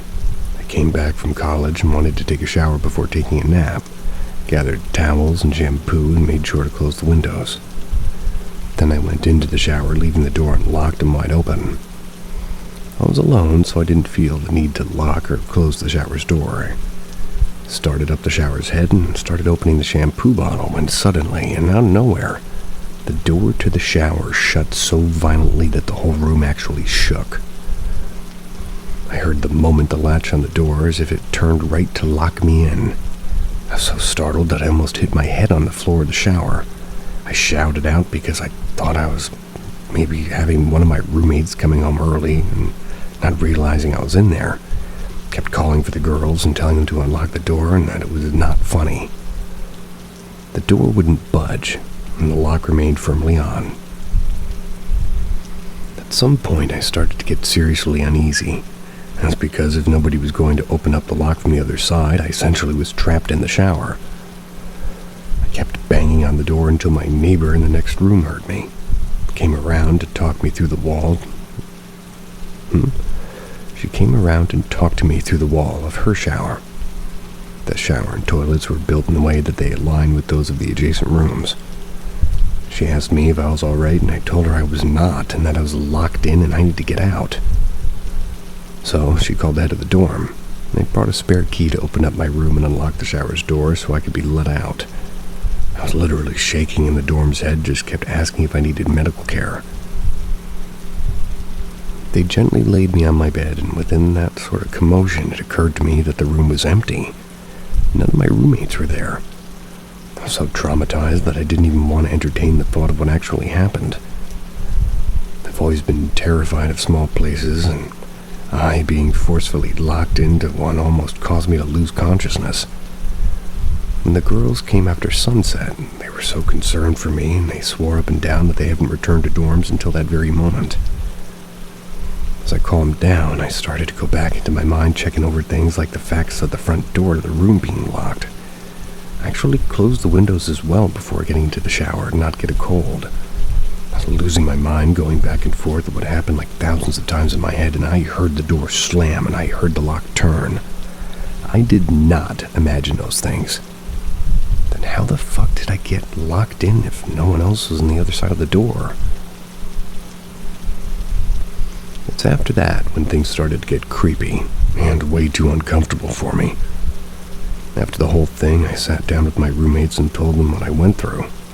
Told them to tell me if I was going insane or if something's wrong with me. And at that moment, they opened up to me about weird stuff that they've also been experiencing. One of them spoke of how she was repeatedly feeling the sensation of a cold breath over her neck while she slept or napped. She told us that she was losing sleep because of it, but was scared to mention it really, and the other spoke of voices she would hear at random times and shadows dancing on the walls during both day and nighttime. We tried to rationalize what we were experiencing, but it just didn't reassure us in any way or form. Started staying out as long as we can just so that way we could spend time in the room as possible, or rather as little time as possible. I even stayed at a friend's apartment a couple of nights because I couldn't stomach sleeping in that room again. Things did not get any better, and in fact, it got worse after that. And this is me recalling the most terrifying night of my life.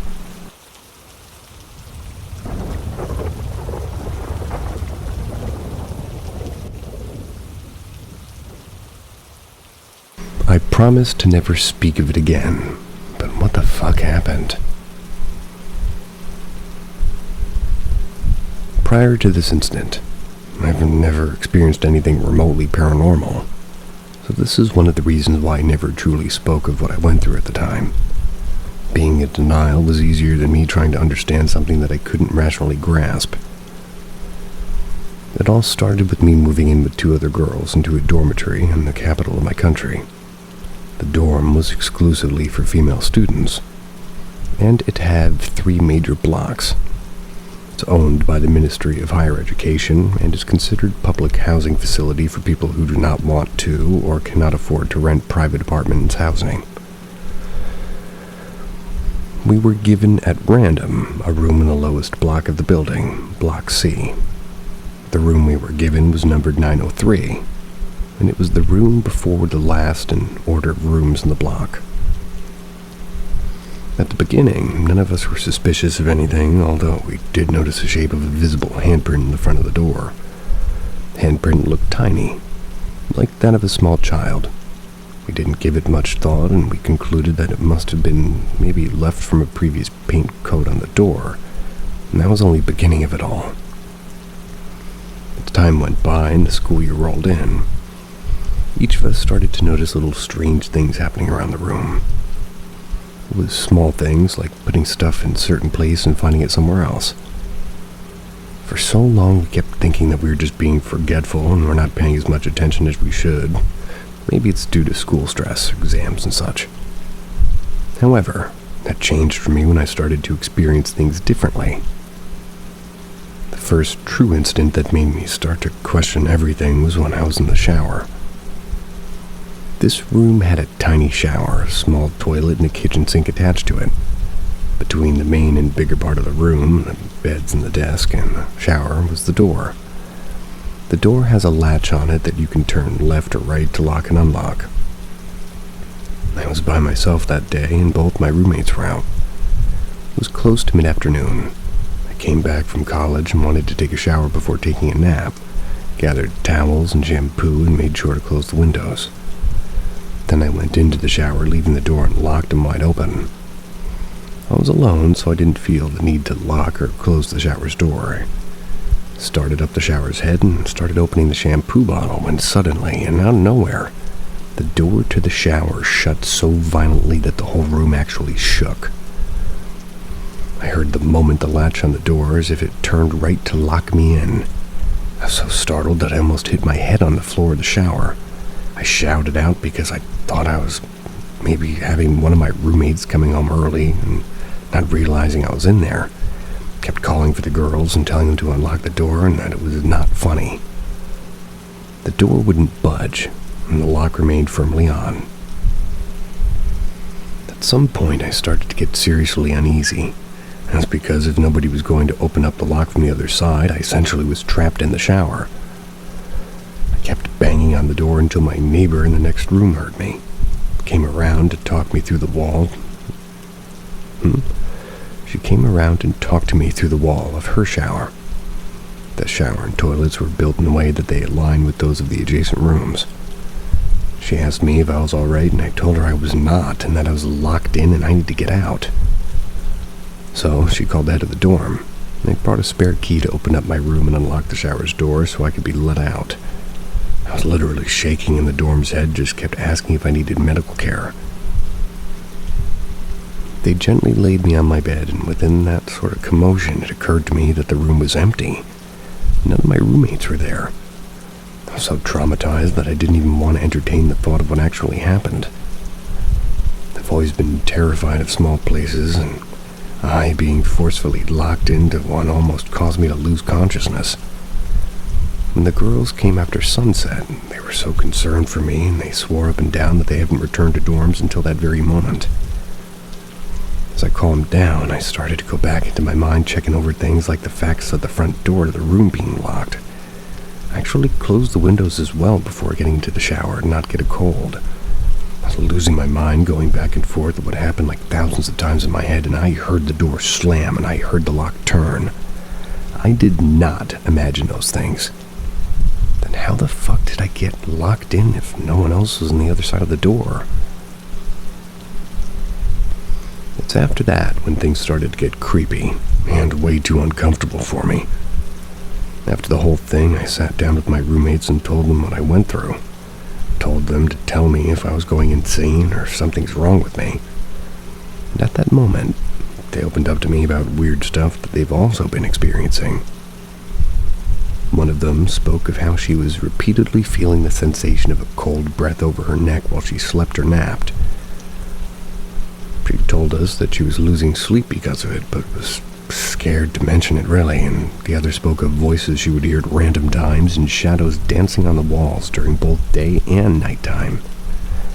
We tried to rationalize what we were experiencing, but it just didn't reassure us in any way or form. Started staying out as long as we can, just so that way we could spend time in the room as possible, or rather as little time as possible. I even stayed at a friend's apartment a couple of nights because I couldn't stomach sleeping in that room again. Things did not get any better, and in fact, it got worse after that. And this is me recalling the most terrifying night of my life.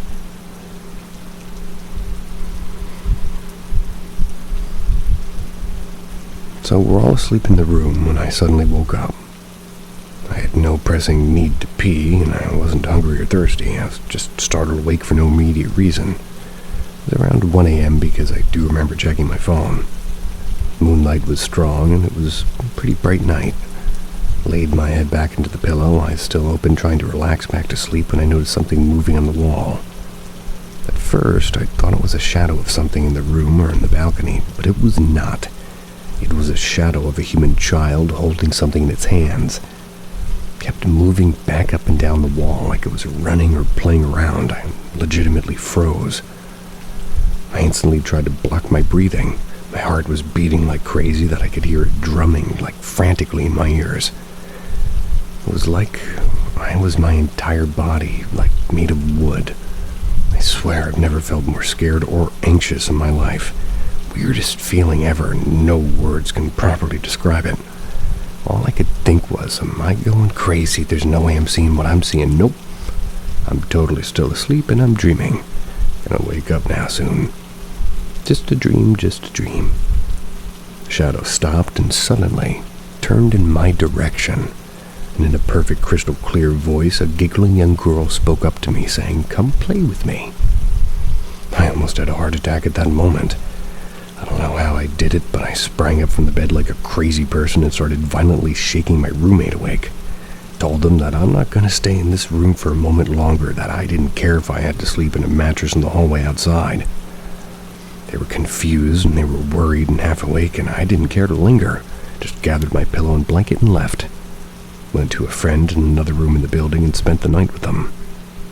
Next morning, skipped class, went to the dorm's head and told her to find me in an open spot in another room. Hopefully I didn't care about in what block and with whom, but that day I went into the cursed room, packed all my stuff, moved in with one of my roommates to a different room in the furthest block possible. The other roommate told me that she couldn't leave because there weren't enough empty spots for other rooms and that she's fine with staying. Told her to just knock herself out, but I'm never stepping a foot in that room ever again. And yes, I never went back there. The following year, I rented a house with the same roommate that left me with all the way at the end. The following year, I rented a house with the same roommate that left with me that day. We never spoke again of the shit that happened in that dorm room ever again. Never been in a dorm room. Ghosts or no ghosts, don't really want to go to a dorm room. Sweet dreams.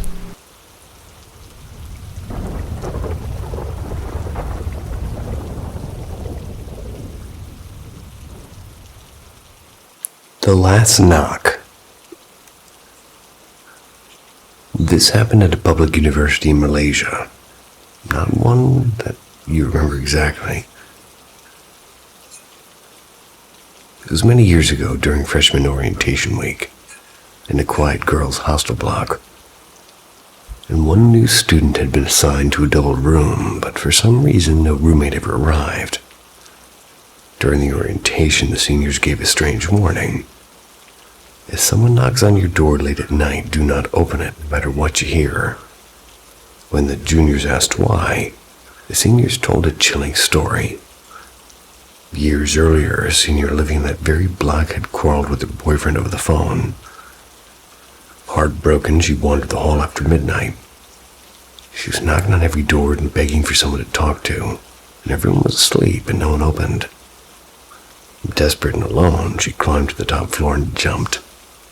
And since that night, at that exact hour of her death, an unexplained knocking begins at the first room in the corridor and travels slowly door by door. A soft, sad voice follows. Is anyone willing to talk to me? The new girl tried to laugh it off, but as darkness fell, her courage shrank. Midnight crept closer. When the distant knocking started, she froze room by room. The sound approached with 2 knocks, then the faint pleading voice trailing behind. And by the time it reached the room next to her, she was trembling and panicked. She slid under her bed and pulled the blanket tight. Then the knocking came, and it was soft and deliberate on her door. She held her breath, expecting to hear the question. Instead, a whisper slipped through the crack, and I finally found somebody to talk to, she said, and the girl fainted. Later, she learned the gruesome detail the seniors had left out. When that heartbroken student leapt, her head struck the ground first, and in death, she wandered upside down, her head dragging across the floor, the legs swaying above. The terrified freshman had hidden under the bed, and one perfectly placed person was visible as something that walked with its head to the ground.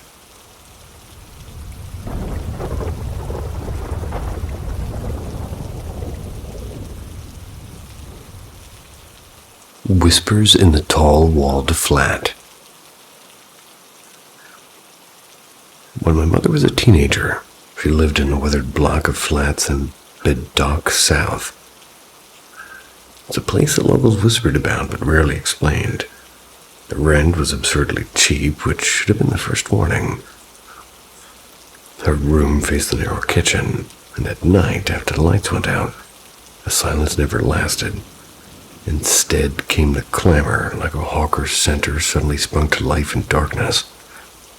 Pots clanged and chairs scraped, and faint chatter rose and fell. Terrified, she buried her face in the pillow, afraid to even peek. And night after night she went to the sheets because the bathroom felt impossibly far and dangerous. The bathroom itself was strange. Its walls soared well above man's reach and built high to stop prying eyes.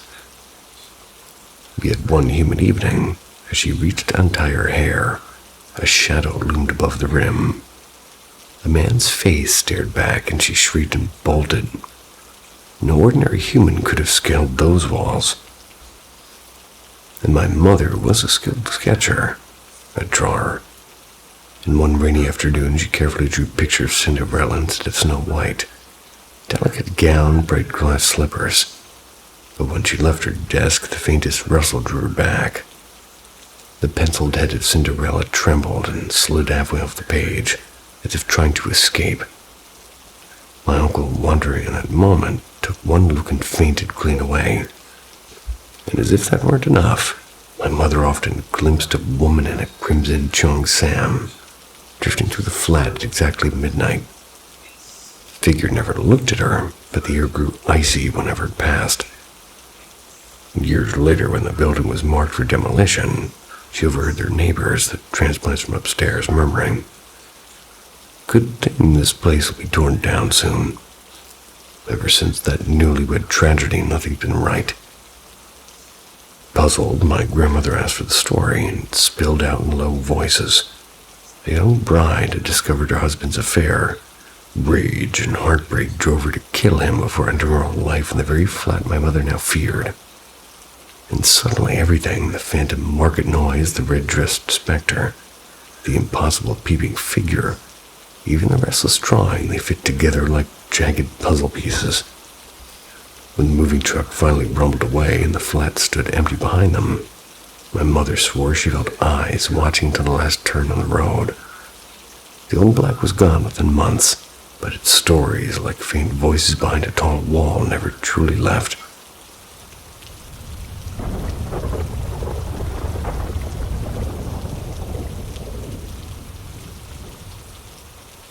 The fireball at Block 783C. This really happened to my family at our flat in Woodlands, Block 783C. We've been living there since 2000. The moment stuck with me. It was 2004. One morning around 5:30 or 6, I went out to the service balcony to fetch the plastic bags we used for wet canoeing gear after training. Our service balcony windows have metal Venetian blinds, and every night before 7 p.m. we always close and lock the windows and pull the blinds down. I walked to the balcony, reached for the bag, and without warning, the blinds suddenly rose and fell by themselves.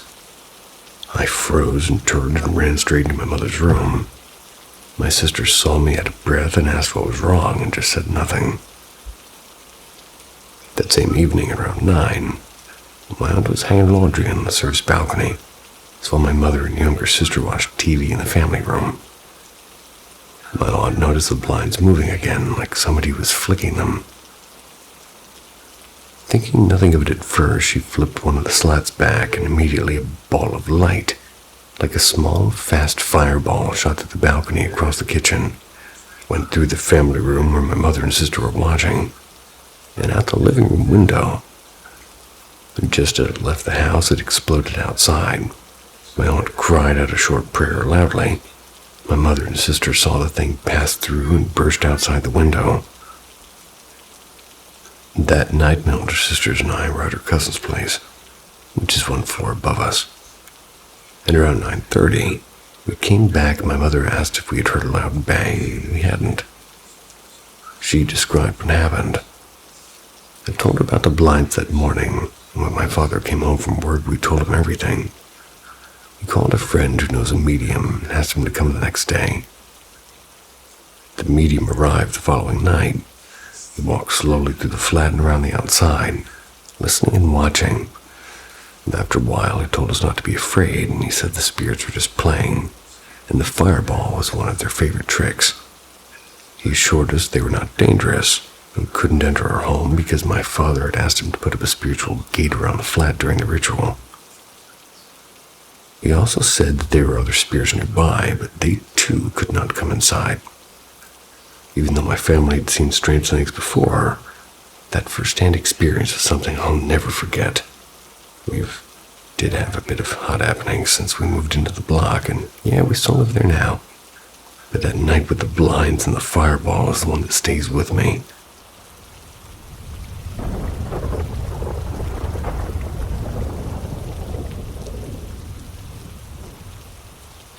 The horned thing in the moonlight.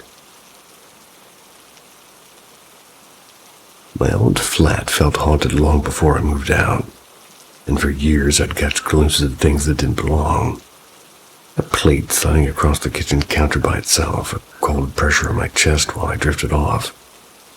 Lights that winked on and off, no one near the switch. Told myself it was exhaustion until the night that proved otherwise. It was late and the apartment was quiet, and I was in the small master room. The bed was pushed against the wall so my head faced the ensuite shower, whose frosted glass door had been left ajar. The bathroom seemed oddly brighter than the rest of the room, a pale rectangle of moonlight bleeding through the grab, and my cat, a usually placid gray who always slept curled at my feet, was sitting bolt upright by the bedroom door. The ears were pricked, and that was new. I closed my eyes anyway. Sleep came slow and slippery. I was halfway between waking and dreaming when the cat leapt to its feet and began to yowl. Claws were scrabbling at the door as if something was outside trying to drag it away. I wanted to get up and let it out, but my body wouldn't obey, and my mind was wide awake and my limbs were not. I lay pinned and useless, eyes half open and watching. Behind the frosted glass, something moved. At first, it was just a darker smudge, and then it lengthened and thickened like ink dropping into water. And a silhouette pushed against the gap, too tall and too broad, and my vision narrowed to that shape, and my heart hammered so hard I thought the floor would shake. There were horns, 2 great curved horns just above a head that was wrong for the rest of the form. Bovine, blunt, and terrible. The shoulders and chest that followed were human enough to be monstrous and massive, corded, trying to force his way through the door into my room. My cat's yowling jumped into hysteria I'd never heard before. I felt panic rise like a tide. Tried to move and to run or to flinch. My body stayed rooted, and after what felt like an age, I managed to break free whatever held me. I scrambled up and flicked on the light, and the room was painfully, completely ordinary. Cat blinked at me and settled as if nothing had happened. Told myself it was a dream, a hypnagogic hallucination born of fatigue and fear, but the image stuck, and the unmistakable profile of a minotaur, bull's head human torso, horns cutting the moonlight. I had seen the creature in films and read the myth, dismissed it as a legend. That night, I had used my bathroom as its doorway.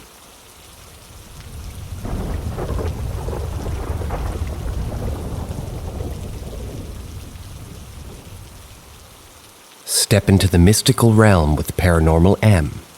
Our stories will make you question the boundaries of possibility.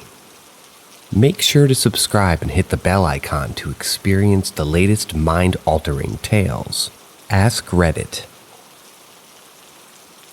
Once when I was about 9 years old, it was late at night. I'm asleep in my room, and my younger sister, who's 8, is asleep down the hall in her room. It's not uncommon for us to run into each other's rooms if we have a nightmare. You know that whole trying to outrun the demons, just run into the other's bed? Well, this night, I literally woke up out of a dead sleep. It's dark, the moon is high outside my window, and my sister is standing in my doorway. It's not debatable that it's her.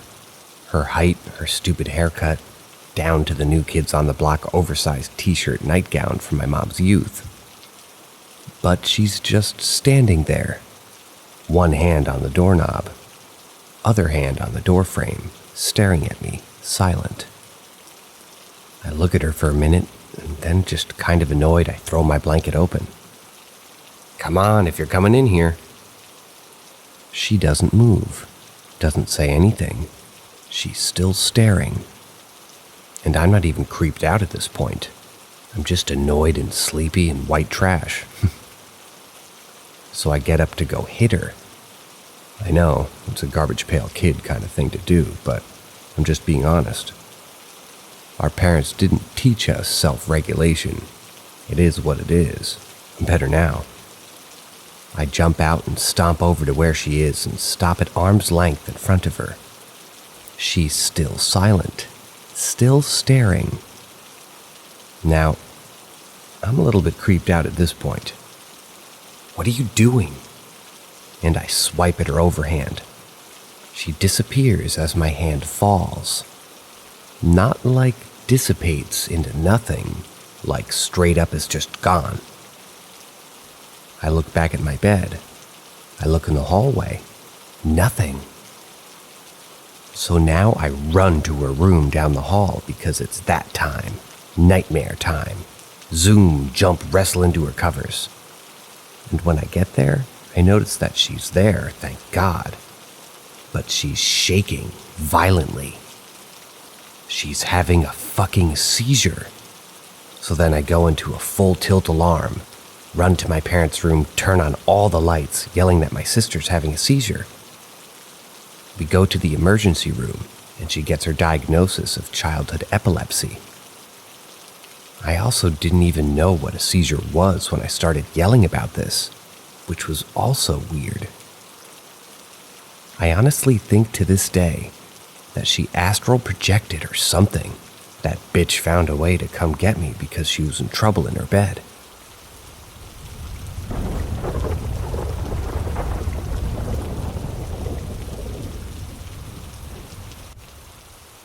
Ask Reddit 2. My mom is usually away from home quite often, and when I was younger, like 10 or 15 years old, she would make me stay over at my grand's house. My grand's house is extremely old, 300 years old in fact, and the interior is very old-fashioned. Entering it always gave me a sinister feel. It wasn't just me being scared of the dark or anything, because I'd still have this fear even during the day. The house is quite large, well, huge in my opinion, and with quite a lot of land attached. My gran has had her heating system redone many times, as the house for some reason never ever even heats up. She eventually gave up and uses a gas fire thing. There's no Wi-Fi in the house, only in the kitchen, which my granddad built as an extension when they moved there. The kitchen is the only place in the house that feels safe. The rest of the house, the walls are too thick for Wi-Fi to reach, which is why it's only in the kitchen. I think anyway, but this means I don't have access to the internet. My phone is pretty much useless in the rest of the house, because there's also no reception. Anyway, I'd stay there usually every weekend and sometimes during the weekdays. I had my own large room, too. I am an active sleeper, meaning I often sleep talk, but I very rarely sleep walked, until I started sleeping there. I'd often find myself waking up downstairs in my grandfather's chair, or in the fancy sitting room in the back of the house at like 1 to 4 a.m. I had no recollection of going there, so obviously I sleepwalked, but I didn't even remember falling asleep. I always had a tough time sleeping in my grand's, as I just have a fight or flight instinct constantly stopping me from sleeping. But then I'd wake up in a different room with no memory of where I had slept or anything. The scary thing is, there are no street lamps nearby, so the house would be pitch black, and it would be so cold that my phone would die from the cold. So I'd usually have no light source, and I'd wander back upstairs stumbling in the dark. When trying to fall asleep, I'd always hear strange sounds, and it wasn't just me. My mom used to when she slept here. Her friend, my aunt, my cousins, everyone heard these sounds, and they had weird experiences. The wallpaper would move as if animated, and it would be like someone was walking outside my door in the hallway. And then turning on the tap in the bathroom and creaking open the doors. My gran always had them shut at night, not sure why.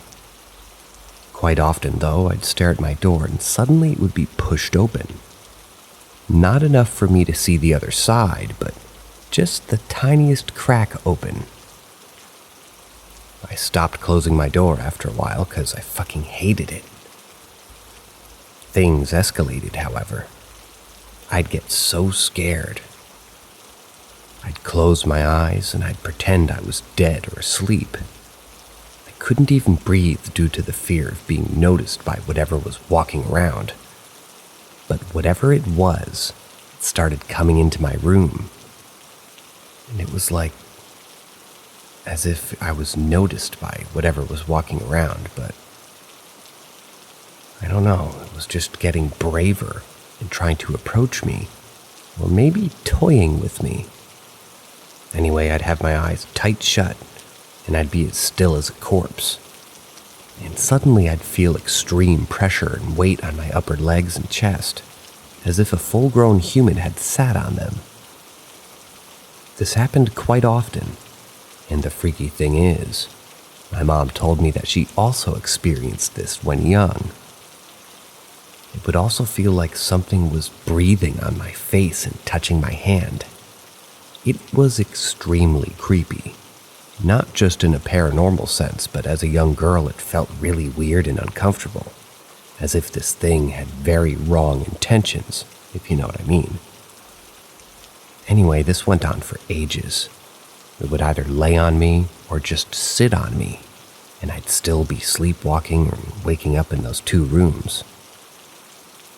One night, however, I was done. I didn't want to deal with this crap anymore, and my boyfriend had suggested to me that there might actually be someone living in the walls, and I wanted to get the cops involved or literally anyone to help as I was genuinely terrified. So I started being at the ready with my camera. I had a battery pack for my phone, and I'd just have it on charge constantly as my phone battery would jump from 70 to 20 to 50 to 5%. Constantly in that house due to the cold, I guess. I think this made that thing mad, as it started being more active and more loud after that. At one point, it even pushed my wardrobe, which wobbled a lot, and it was terrifying. I started seeing weird shadows on the ceiling, as if something was moving on it at high speeds, and I'd constantly be taking pictures everywhere, but with no luck. Until one day, that is. I took a picture of my ceiling, and in the corner of the picture, there was a weird white thing, like a foot or a limb or something. It had no details like toes or nails that I could see. It was just a pale white and slightly blurred, as if it was moving at high speeds to avoid the camera. I showed my mom, I showed my boyfriend, I showed quite a few people. My mom started to let me sleep alone at home because of this, and my boyfriend was scared shitless. I only stayed a few nights there after that, and barely anything happened to them. Only the noises from the corridor and the bathroom, but no interactions with me or my room. Then that was it. Never slept there again. About a year after that, my grandfather passed away in the house. The fancy sitting room at the back of the house was turned into a room for him, as we didn't want him spending his last days in the hospital. He had a motor neuron disease. Something to note about him: he was very strict with how many lights we had on in the house at one time. He'd get angered if too many lights were on, and he was kind of crazy about saving energy and money. Anyway, when he passed away, he had nearly all of the lights on in the house as the whole family was there. But when he passed, all the lights turned off. It was only my grand's house that had this power cut too. The nurses and doctors were so stunned that they left instantly and left the body in the house. After his passing, the sinister feeling I had in the house had gone. Well, not entirely, but it was definitely dulled down. I haven't slept there since, so I don't know if this sound still happens. My gran is usually fast asleep and has medication that helps her sleep deeply, so she wouldn't know either, but yeah, that's my experience. I've experienced a few odd paranormal things in my life, but my gran's house was by far the most terrifying and extreme. I'm not religious at all, but honestly, what I experienced in my gran's made me pray to God out of fear.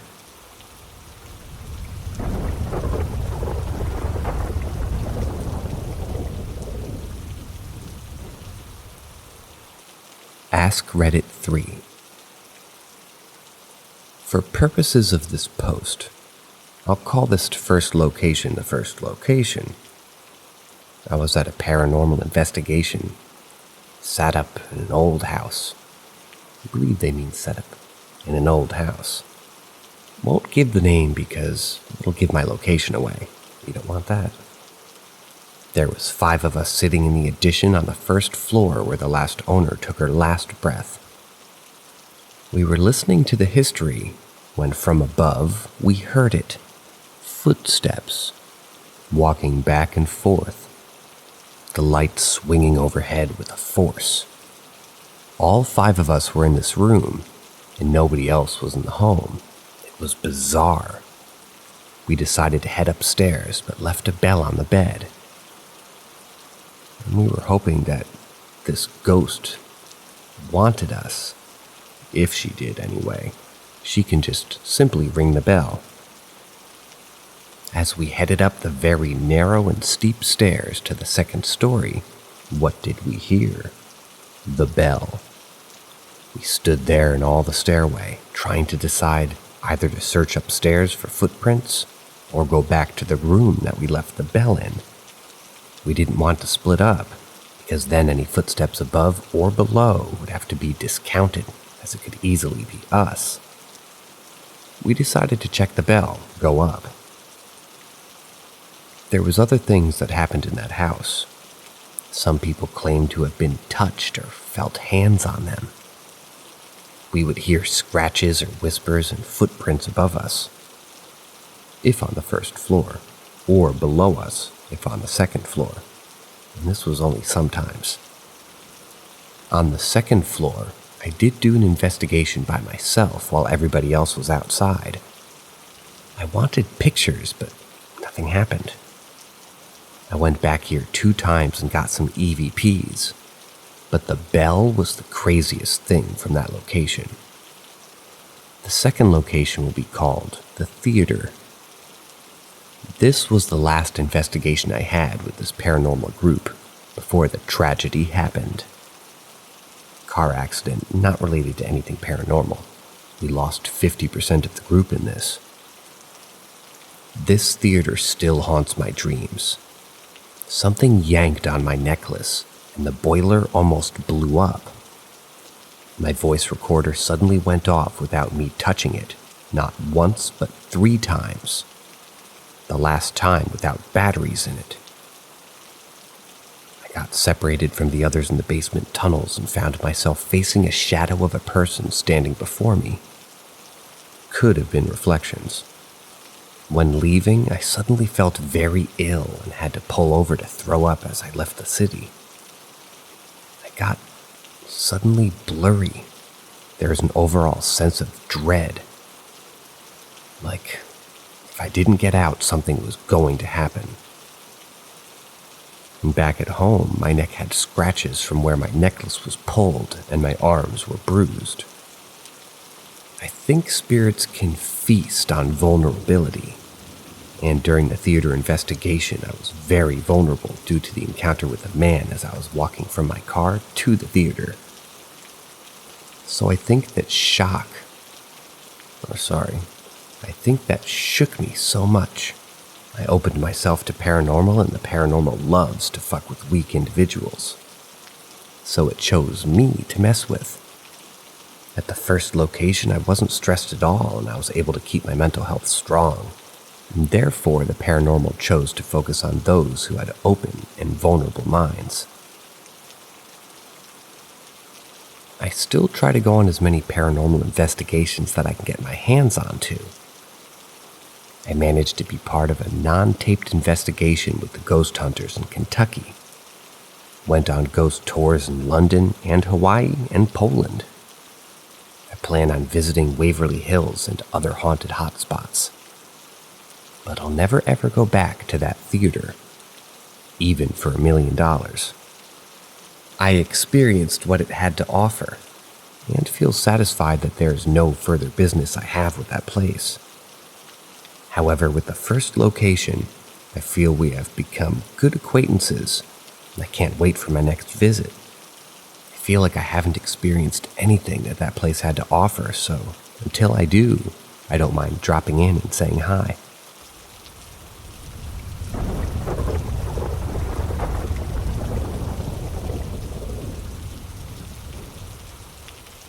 Ask Reddit 4.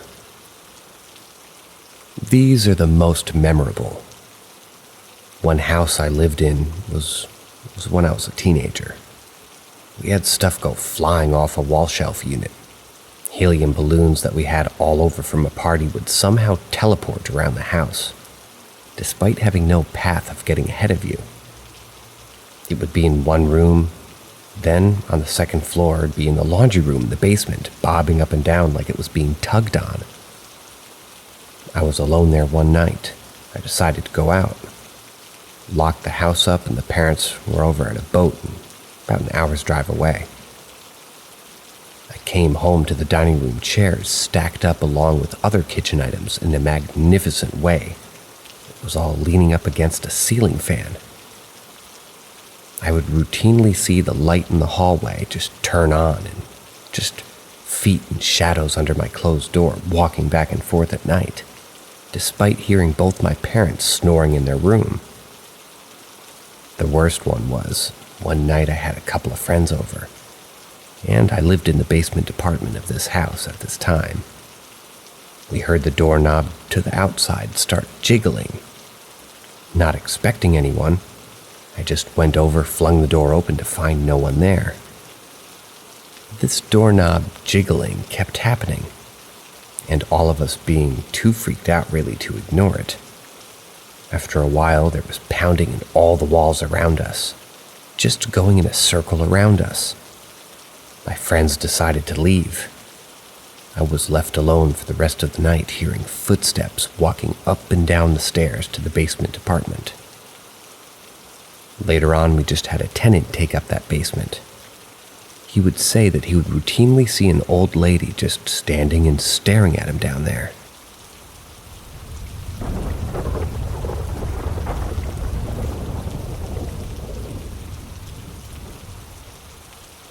Ghost Cat Messenger.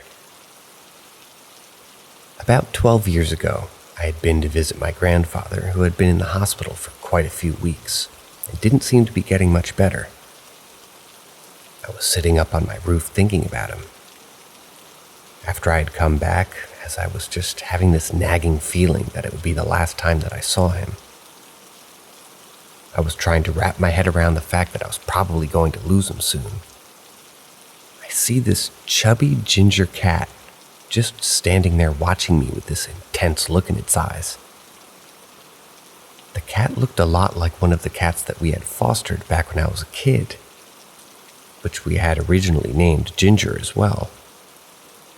Somewhat distracted, still thinking about my grandfather and knowing full well that it couldn't be my childhood cat, I don't know why I just called out to it going, "Hi, Ginger," and it just stared at me. I started feeling a little bit unsettled as it literally went towards what the grandfather's bedroom was and just squatted on the top of his roof, still glaring at me, but not really engaging with me in any way aside from that. Creeped me out a bit, so I just decided to go downstairs as it was soon going to become dark anyway. That night, I dreamt that I was walking along the balcony where I had been earlier that evening with my mother. And she says, "I have something I need to tell you. Ginger passed away." And I seemed to have quite a strong emotional reaction to that news in my sleep and woke up, tears in my eyes, and ran to my parents' room to tell them what I had dreamt. As I get to their room, I see that their lights are on, and my father's on the phone with the hospital. Apparently, they had rang us to tell us that my grandfather had indeed passed away just minutes before, and my mom was sitting next to my father in bed crying. I just shared a look with my parents, who nodded. No words were exchanged, and I just knew that he was gone. I couldn't stop thinking about the cat that night before, and the way that it was sitting on my grandfather's roof just glaring at me, and how in my dream my mother told me that it was the cat that passed away and not my grandfather. But overall, I chalked it up to just a weird coincidence and moved on with life. Fast forward a few months. I am again sitting on the roof. Yep, it was my go-to place to think and unwind. Anyway, I see the cat again, this time walking around on my elderly neighbor's roof, again glaring at me while doing so. And I remember thinking to myself in passing, "Oh God, it's the cat. I hope everything's okay with them."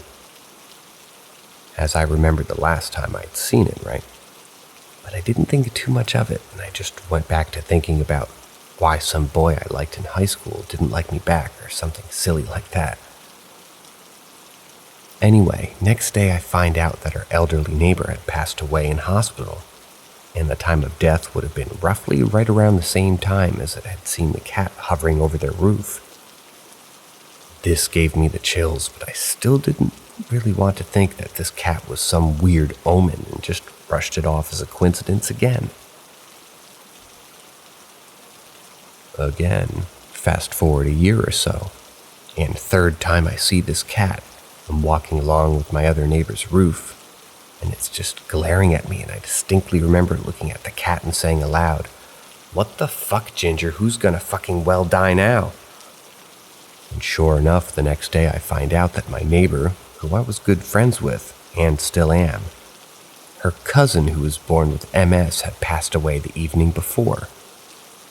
Not in that house or anywhere close though, but would have been the same time again as I saw the cat. This time I was quite exasperated and just way too many coincidences, and I got really creeped out. I started always looking out for the damn cat every time I would go up there, which was pretty much every evening, but would never see it except for these instances. Fourth and final time, which I think was probably the scariest of them all. A few months after the last incident, I was up on the roof with another friend of mine. I wasn't extremely close to this girl, but we had a group of friends over and the others had gone to pick up some food for all of us. So it was just me and let's call her Haley for this story. And we were all talking about friends of ours who we have in common and just making small talk.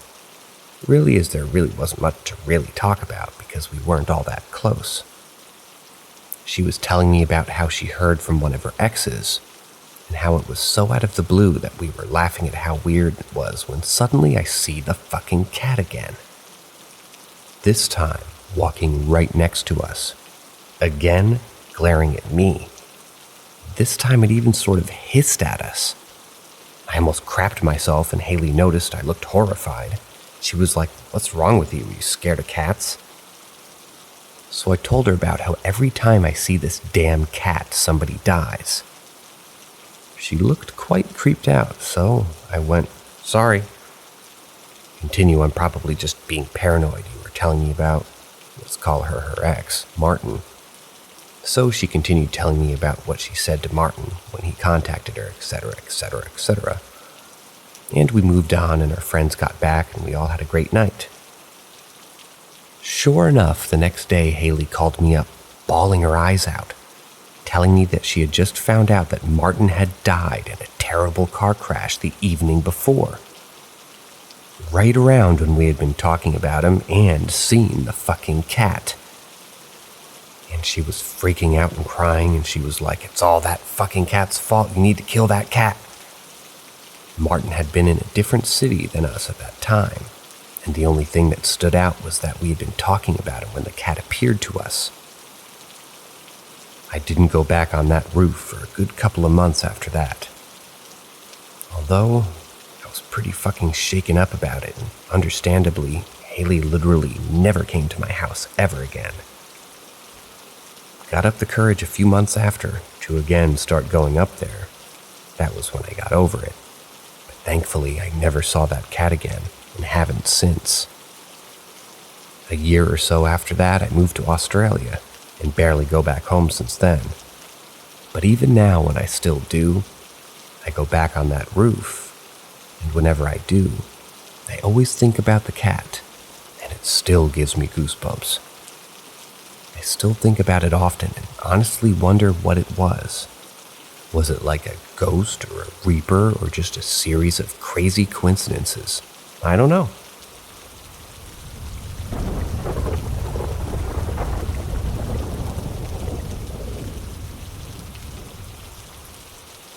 Astral projection.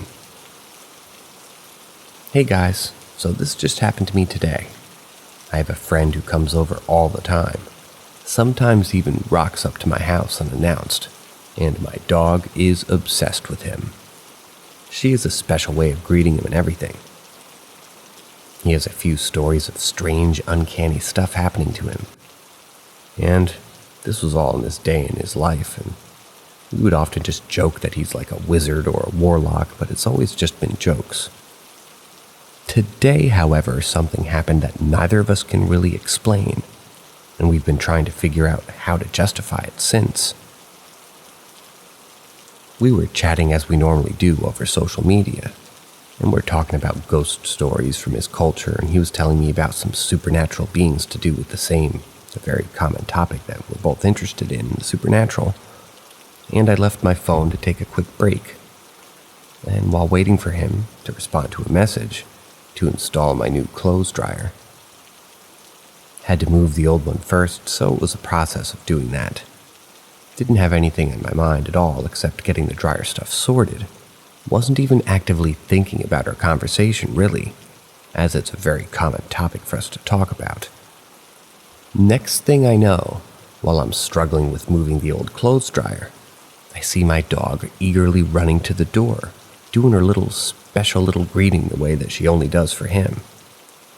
Couldn't have been more than 3 minutes since his last message, and he lives at least 10 to 12 minutes away, which was a bit strange, but I just figured maybe he was trying to fuck with me and decided to rock up unannounced. So I looked to the door, which was one of those foggy windows, and I see him peering in, the way he always does when he comes over. Like I've seen the image like 1,000,000 times, and I know it's him. Same face, same build, same hair. Wearing like a blue t-shirt or something. There was no knock, however, but the dog was already there doing her thing, as she always did for him only. Eager for me to get to the door to open to let him in, and I saw what appeared to be him, and rolled my eyes, went to the door to let him in. Opened the door and there's no one there, but I was greeted by a weird whoosh of wind. Awkward. Still thought he's just messing around and maybe parked down the road a bit rather than in my driveway as normal, and I just hid when I opened the door. Or maybe he just hid when I opened the door, but my dog is fucking confused as hell, starts whimpering and sniffing the door and then looking at me. Then checking the door again, what just happened? I'm also confused because it isn't like him to just hide and then not come out. I'm like, what the fuck? And I just shut the door. I was definitely a tad creeped out at this point. So I went straight to my phone and I sent him a message telling him what happened. And as it turned out, around the exact same time this happened, he had randomly dozed off for a few minutes. And he was actually wearing a blue shirt, but a blue blanket on, and he sent me a picture of himself at home and the blue blanket. What the fuck? Who was at my door in blue then, looking exactly like him and peering in exactly like he does, and my dog sensed him? What did I actually see? Note: my dog is very perceptive. Had it been anyone else, she wouldn't have been barking like crazy and trying to eat them, probably. Also, she was unsettled for about 4 hours after this incident, hyper-vigilant, clingy, and staring at the door and whimpering, which is very unlike her. Anyway, the whole thing creeped me the hell out. As we were trying to make sense of it, he also confirmed that he was actually thinking about my place right before he dozed off, because we're waiting on some new furniture to arrive tomorrow, and he was just randomly thinking about how it would look once it arrives and all that. So the best we could come up with was some accidental astral projection or something. Sounds cooked, I know, but this is exactly what happened, and I'm shook.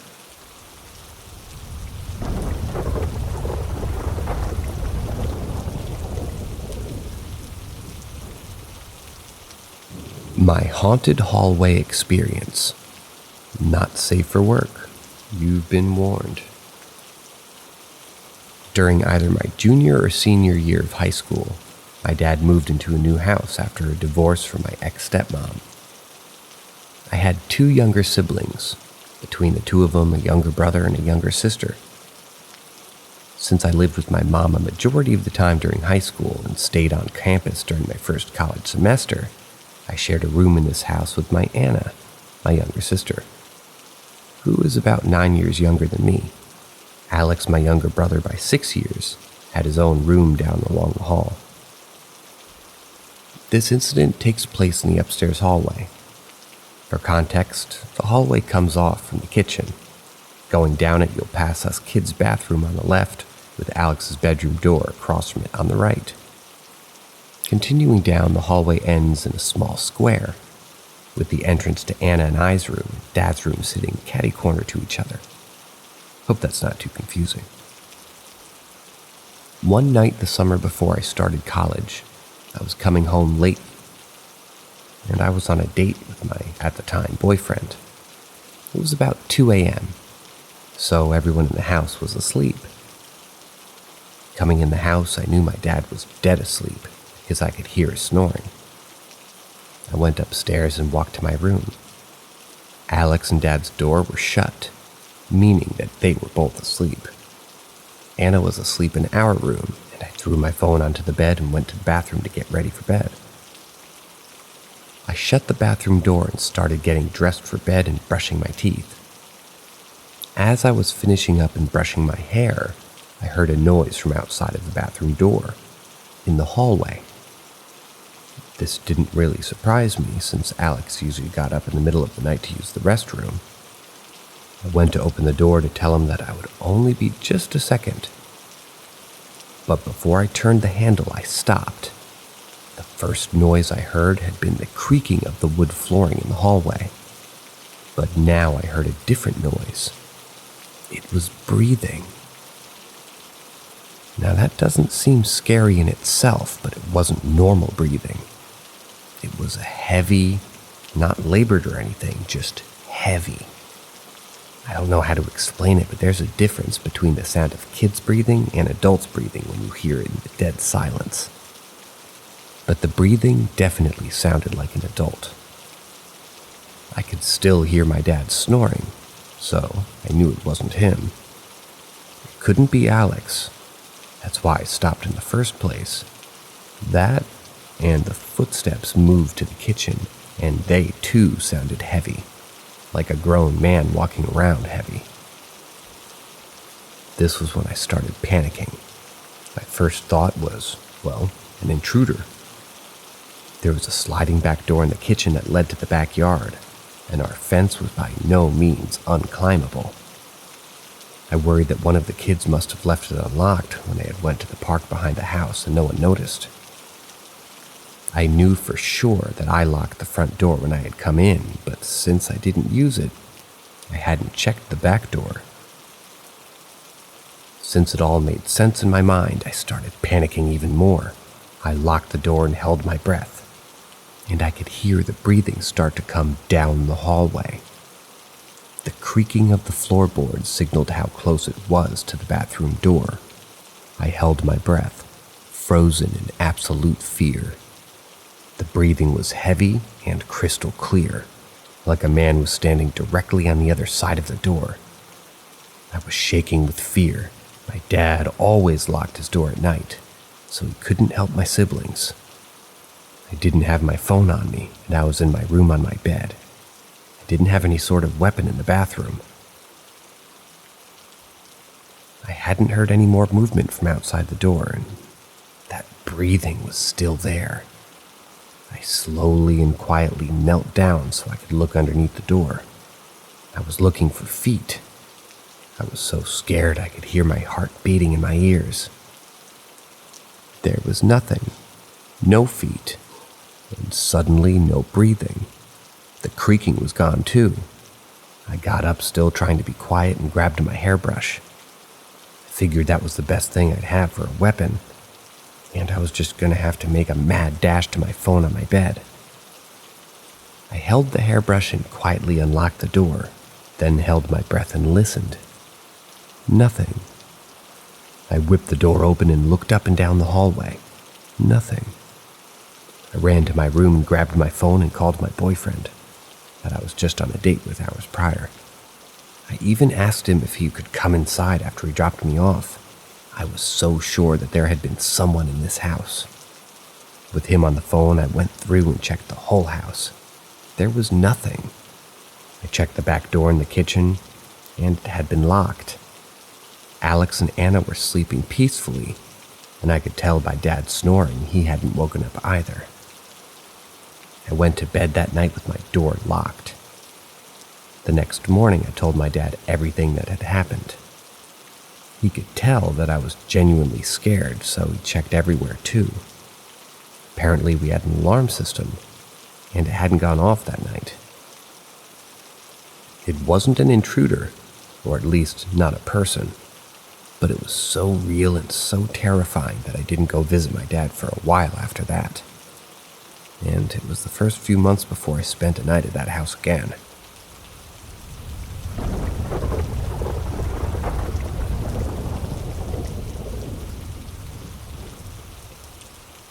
Ghosts of Carmel, Maine. I found Kent's channel because I wanted to find real content capturing the paranormal side of the world. I found myself amazed at what Kent was able to capture, showing the viewer's end, and just dove in watching his videos for just being amazed.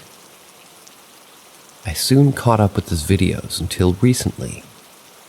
I remembered his channel and went to it, and I ended up watching a video called Portals into the House of Hell.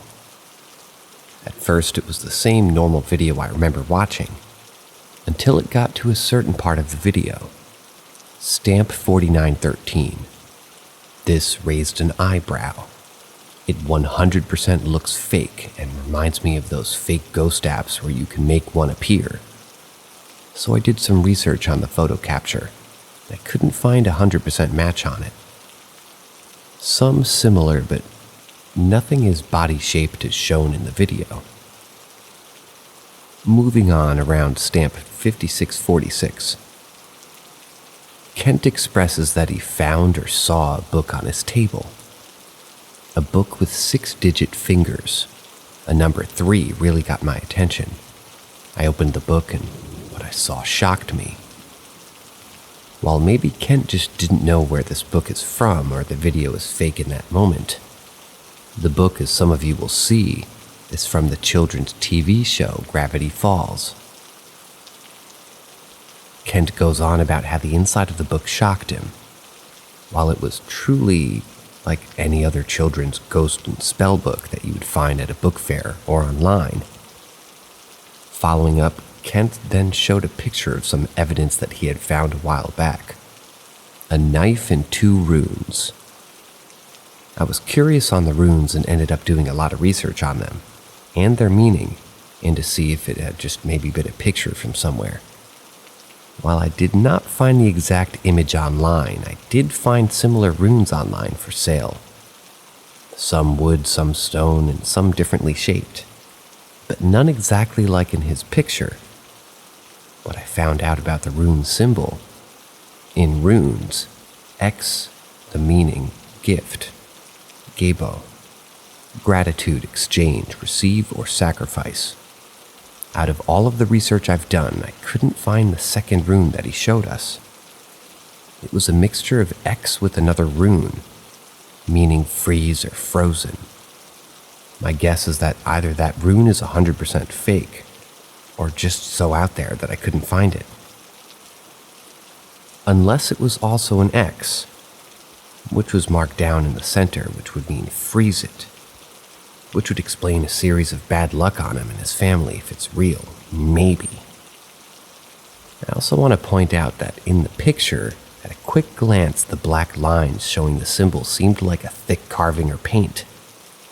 While if you look closer, it actually looks like he or somebody else took a photo and they drew the lines. So either he got them mistaken because of them being old, or they're fake. Moving on.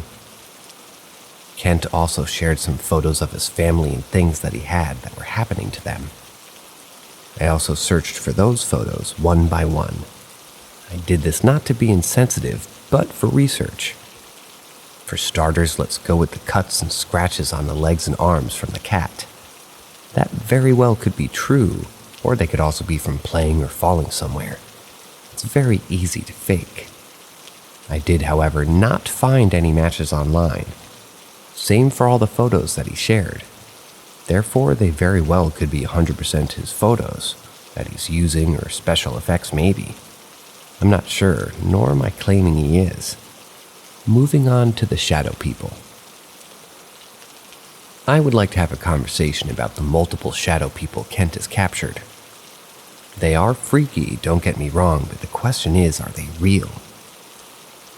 From my own personal eyes and seeing these sort of things, I'd like to say both yes and no. Shadow people are very rare, especially rare to capture, let alone see. And when you might see one, they aren't what you think.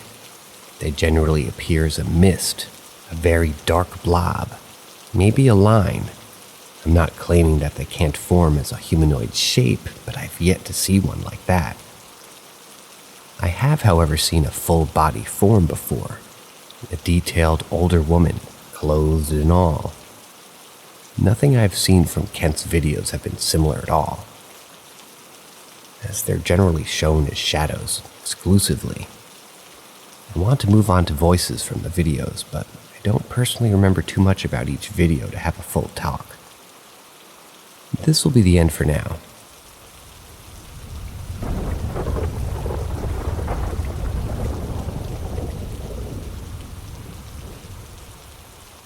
Something was haunting me when I was a kid.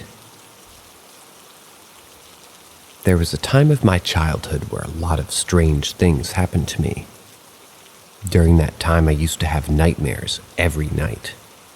Some of them were so disturbing that I woke up sweating and with my heart racing. One night when I was sleeping, I woke up because I felt a hand tickling on my neck. The hand was cold and it tickled my neck very quickly and hard.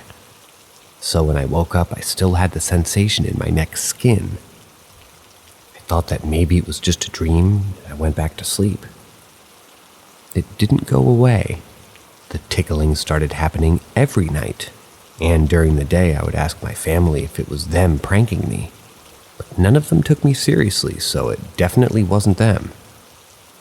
A couple of days passed, and one night I realized I'd left my jacket at my neighbor's house, which was across a little park in front of my house.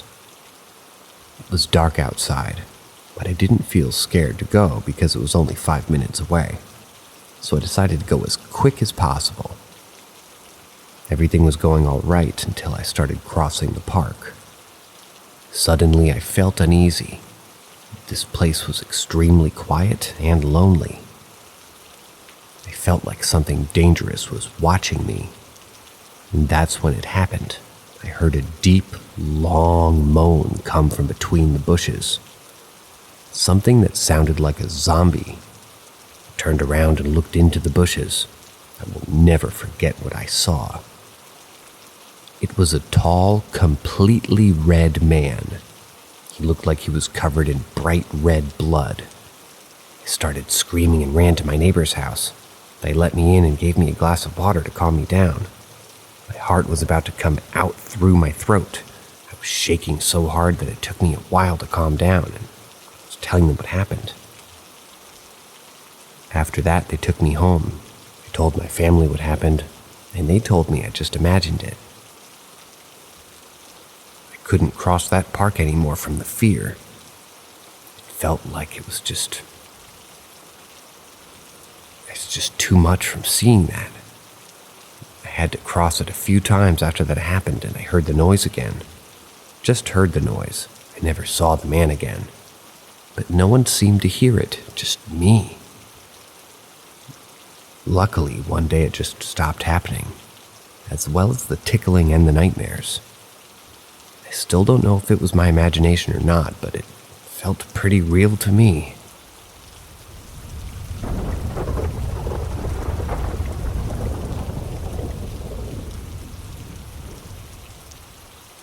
Too weird to explain. For context, I do home services for work. I drive a shuttle bus that's been revamped on the inside so I can do my job. While I'm working, I usually listen to podcasts or music. However, I only use one earbud at a time in case the homeowner comes knocking on my vehicle. Maybe they need something. Yesterday, I get to my last house of the day. I make contact with the homeowner and I get into my vehicle to do my job. I get an earbud in and realize I need something, and I have to exit the vehicle. I take the earbud out, and I place it on my workstation. Being that I just arrived at this home, my workstation is cleaned off and void of anything but my lone earbud. Doing what needed to be done, I get back into my vehicle, grab my earbud, and grab all my tools. Upon turning back, I see something small and white on my station. I pick it up and it's a cushion attachment to my earbud. I immediately thought how weird it was that I didn't realize it was missing. Have you ever used an earbud without one of these? Very uncomfortable. I pull my earbud out of my ear and see that it isn't missing this cushion piece. This is why this is unexplainably weird. The second cushion attachment, not even sure if that's what it's called, but I'm sure you know what I'm talking about, went missing months ago. I'm talking 4 to 6 months ago. Each of my earbuds had its own cushion attachment, as they're supposed to. One day while I'm working, one goes missing. I looked everywhere for that piece. After a couple of weeks not finding it, I just accepted it as lost forever and would transfer the sole cushion attachment that it had from that earbud to the other one as needed. I was super weirded out. Kinda got the heebie-jeebies and called my husband to tell how this piece to my earbud magically appeared on my workstation. He's a bit of a skeptic, so he said that maybe it was just stuck somewhere and got dislodged and fell onto my table. I said, fell from the roof of my vehicle? I can't even imagine how his explanation could even be possible.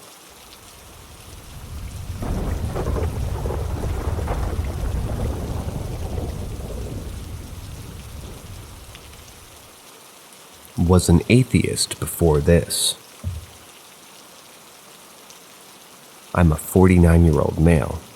By the time I had reached my early 20s, I was of the opinion that there was nothing to life but what you could see or touch and nothing else. If you're reading this, then you know that there's basically no longer the case for this. I guess the best way to start would be to tell you about a friend that I had in high school. His name was Todd. I had met him through another guy that I had known since 6th grade. Todd was just a really good guy, always upbeat, loyal, just a solid person. Looking back on it, it's probably the most genuine human being I'd ever met, including all the way up until now. We were around the same age, and when I was around 19, it had been a while since I had seen him, and our mutual friend calls me and tells me Todd's house had caught on fire and he had died trying to save his younger siblings during the fire. I can't remember exactly, but I know he made several trips in the house saving at least 2 of his siblings, and went in again and the roof collapsed on him, and another one just 5 feet from the door, killing them both. Just a horrible thing, couldn't believe it. It was the first person other than the elderly family member that I knew who passed. Fast forward 4 to 5 years and I'm in my car heading to a friend's house. They lived in the same neighborhood where all this happened. I may be a mile or so away from where I'm headed, and about 100 yards or a little more ahead of me, walking towards me, there's a guy in jeans and a dark goody hands in the goody pocket, and his head down, like looked at the ground as he was walking. For one, this is how I remember Todd. Seems like I always remember him wearing jeans and a hoodie, maybe a jean jacket. Narrator correction, it was not goody, even though it says goody, it was hoodie. Much more sense. Seems like I always remembered him wearing jeans and a hoodie and maybe a jean jacket. What really caught my eye was his gait. I think Todd had one leg a little bit longer than the other one, or something that he just maybe had sort of a limp. He could have picked him out of a crowd just by his walk, it was that unique. So as we're getting closer to each other, I just feel something is not right, or just off. I can't really put my finger on it, but as I get to him, I slow down and stop right next to him, and he stops as well. As we both come to a stop, he raises his head and looks right at me. We were just about 10 feet apart. One lane of the 2-lane road anyway. When he looks at me, it's him, and his face is glowing the most brilliant green you could imagine. We look at each other for maybe 4 to 5 seconds, it seems like, and he had this calm, peaceful look on his face. I think I was in shock, I guess, I don't know, but I let my foot off the brake and coasted probably 30 or 40 feet down the road and stopped again. But I was too scared. I guess that's the word looking back, so I sat there for a few seconds and just pulled off and went to where it was going. I hear people sort of talking the colors in heaven being so much brighter or just more beautiful than colors here. And while explaining rides, I just think I get it. I think that's where this green was from. About a week before this happened, I was having a conversation with a buddy of mine. I explained to him that I was an atheist. True believer. God was on that road that day to let me know that there was something else, more to life than what we normally see. It changed my whole outlook on life in a split second.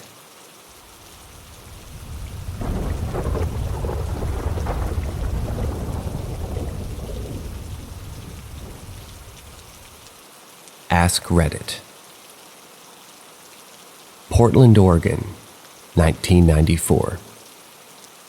In the area of southeast Portland, just a hair south of Flavel Street, Flavel, and 52nd, was an old historic mansion. It had that semi-Addams Family vibe to it. This place was haunted as fuck. The stories are already long, and each one could be on its own tale, so I'll bullet point below. If you'd like more details, ask in a reply. 1. We first heard the sounds of dogs barking, yipping, and whining in the basement the day my friends moved in there. They didn't own a dog. 2. Lights would constantly turn on behind you or off when you walked into a room. Faucets turned on by themselves. Random objects in locked rooms wouldn't be where they were left. 3. Many times my friend's family and I swear we heard a grandfather clock chime 13 times at 6:30 in the morning. 4. Many of us felt what could be described as a gentle touch, like a family member placing their hand on our shoulders. It had weight and pressure. We'd turn and nobody was there. This was made even worse when one of us had our back to the wall. 5. My friend, his older brother, and I witnessed what we'd later believed to be a ghost of the original owner. An old man ascended the staircase beside me when I went downstairs to use the bathroom. There were no elderly men in the house. 6. Many times when driving up the long driveway, a dark figure could be observed watching people driving up to the house in the 3rd-story window on the north side. Almost every time this happened, nobody was home. 7. The eldest daughter complained constantly. She'd at random times in her room hear the sound of someone behind her, sniffing her hair. She'd turn, and she'd be alone in the room. Furthermore, she'd constantly had her door locked due to her brothers constantly bugging her. 8. Twice while watching movies in the living room, we all heard the loud and heavy noise of something moving across the wooden floor on the 2nd floor. Somehow, a near 200-pound wooden bed and frame had moved almost 9 feet across the room without disturbing the contents of the bed. 9. In my opinion, the second scariest thing happened one night while playing Dungeons & Dragons in the living room. At one point, Clarissa, the second oldest daughter of my friend's family, got up to do a little mild bit of body acting for a scene. She moved to the bay window and placed her hands on the little seat there. Her character was building up to some sort of loud outburst. She screamed to the effect of, "Lord Cavington, I've had enough of you." Without warning, 3 very loud, very sharp bangs came from the window, as if someone was beating their fist on the other side. Seeing as it was still light out, we could see nobody was there. This was followed by a voice screaming from the 3rd floor, "Keep quiet, you rotten girl!" That made us all nope the hell out of that night. 10. Finally, there was the door to hell. In that 3rd-story suite, we discovered there was a hidden door in the wall. It was a hideaway closet. Behind that door was a 2nd and smaller door. The moment we all discovered it, we were overcome with this utterly massive sensation of dread. We opened it. Inside was a smallish crawl space. The inner walls of the space were covered in claw-like marks as if made by human fingernails. There were darker stains in the wood when we washed it. We tried to get a better look, really. On the inside of the door number 2 were weakly carved words that read, "This is the door to hell." To this day, I and anybody else that day constantly have this door appear in our dreams. It appears randomly. Like, imagine you're walking into a classroom of your high school. You open the door to your dream, but instead of your classroom, it's the 3rd-story suite with the door to hell open. Each time you see it, you're progressively closer to the last. A feeling of predatory desire washes over you, like you're the prey.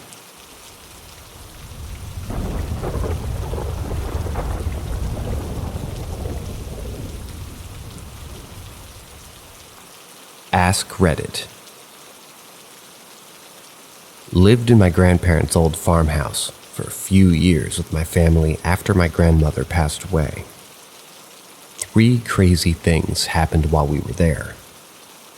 One night, my wife and I were hanging in the back screened-in porch, just talking, and we both immediately stopped. We saw through the old glass door a larger shadowy figure walk through the kitchen. It seemed to appear from the kitchen table, middle of the room, and walk 5 feet to the sink before walking out the opposite door from us into the house, very much like my grandpa used to do when he was done eating. He passed away in 2001. No one else was at home at the time. The kids were hanging at the movies, and the grandma, my mom, was there with them. The second thing was a wet, bare footprint on the concrete front porch by the front door. My wife was home alone. She said she heard something at the door, and when she opened it, she saw the footprint. Took a pic of it, sent it to me. Crazy thing is, no one else was there, and it was a dry summer. No water anywhere. The third thing that happened was my wife was in the kitchen cleaning dishes at the sink, and felt someone shove her in the middle of the back. The kids were at school and I was outside working. When she told my mother about that one, she told us that my grandmother had told her something similar had happened to her before, too. Mom thought it might have just been my mother's ghost, or her mother's ghost, because she was an angry person before she died. I didn't like my mom's stepmom, my grandmother.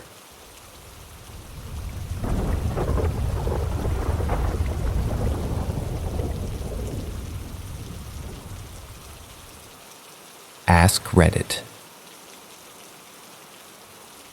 When I was in high school, my family rented this house from a family that had owned the property, going all the way back to the 1940s. They didn't want to sell the property because they wanted to keep it in the family. Often after school, when I would arrive home before my older sister, who was heavily involved in extracurriculars, I would always see her bedroom window, which faced the street, and it was wide open. I would get mad at her. I would tell her that she needed to close the window and lock it, which she swore she always did. One day I'm at home at the same time as one of the neighbors is out, and he says, "Hello," then goes, "I didn't know your grandma lives with you too." thought it was just you, your sister, and your mom. And I was like, what do you mean, my grandma? And he goes, the woman who always opens the window after y'all leave for school. Blood just went ice cold. I told him my grandma did not live with us.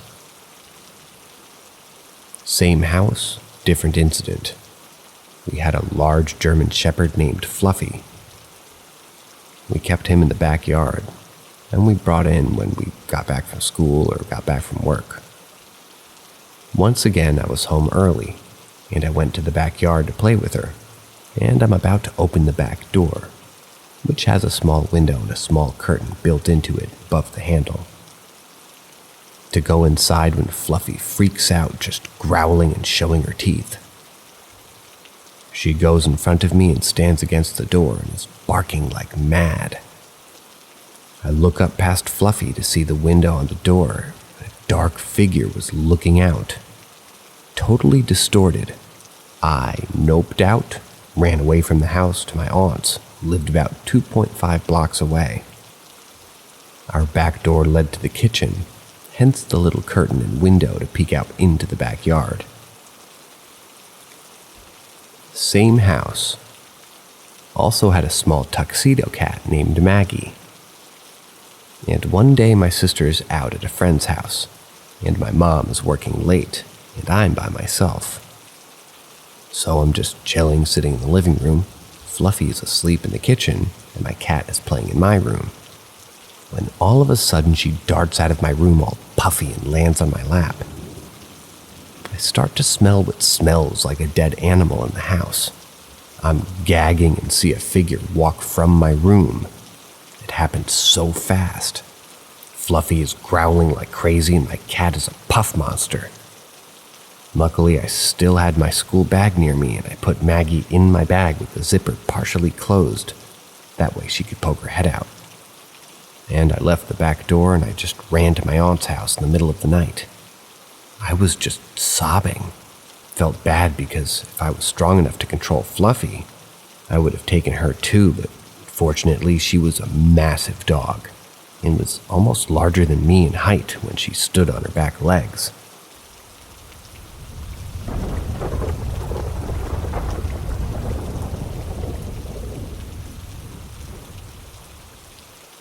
I don't know what I saw, but I thought I was going to die. Last night I was with my partner and our friend, and we were at a place called the Rafe Chasm. It's in Gloucester, Massachusetts. We got there at about 10 p.m. and we were just going to have a fire out by the rocks in the water. We had to walk through some wooded area to get to the rocks, and as we pulled up to the area, I had a bad feeling for some reason. And usually I trust my intuition, but I told myself I was just psyching myself out. Once we got to the spot, I immediately felt a weird feeling, but again I told myself I was just making things up. Even so, I didn't turn my back to the open space, and I was turned facing towards the woods and rock area. As the people I were with watched the fire, I stared out into the darkness, feeling like something was watching us. I decided to go to a rock further away from the fire so my eyes could adjust to the darkness. And lo and behold, I see a translucent white figure about 50 feet away from us on top of the rocks. On the other side of the area, pretty high up, it was moving back and forth, and it looked about 5 or 6 feet tall. It started to scale down the rocks, and when I say scale, I mean fast, like faster than humanly possible. And as it's doing that, it gets smaller and turns into the shape of an animal like a coyote or a wolf. Shapeshifters usually takes forms of things like these. I say out loud, "Is that an animal?" And my partner looks over and immediately gets super sketched out, just as I was. The other person that we were with wasn't bothered for some reason.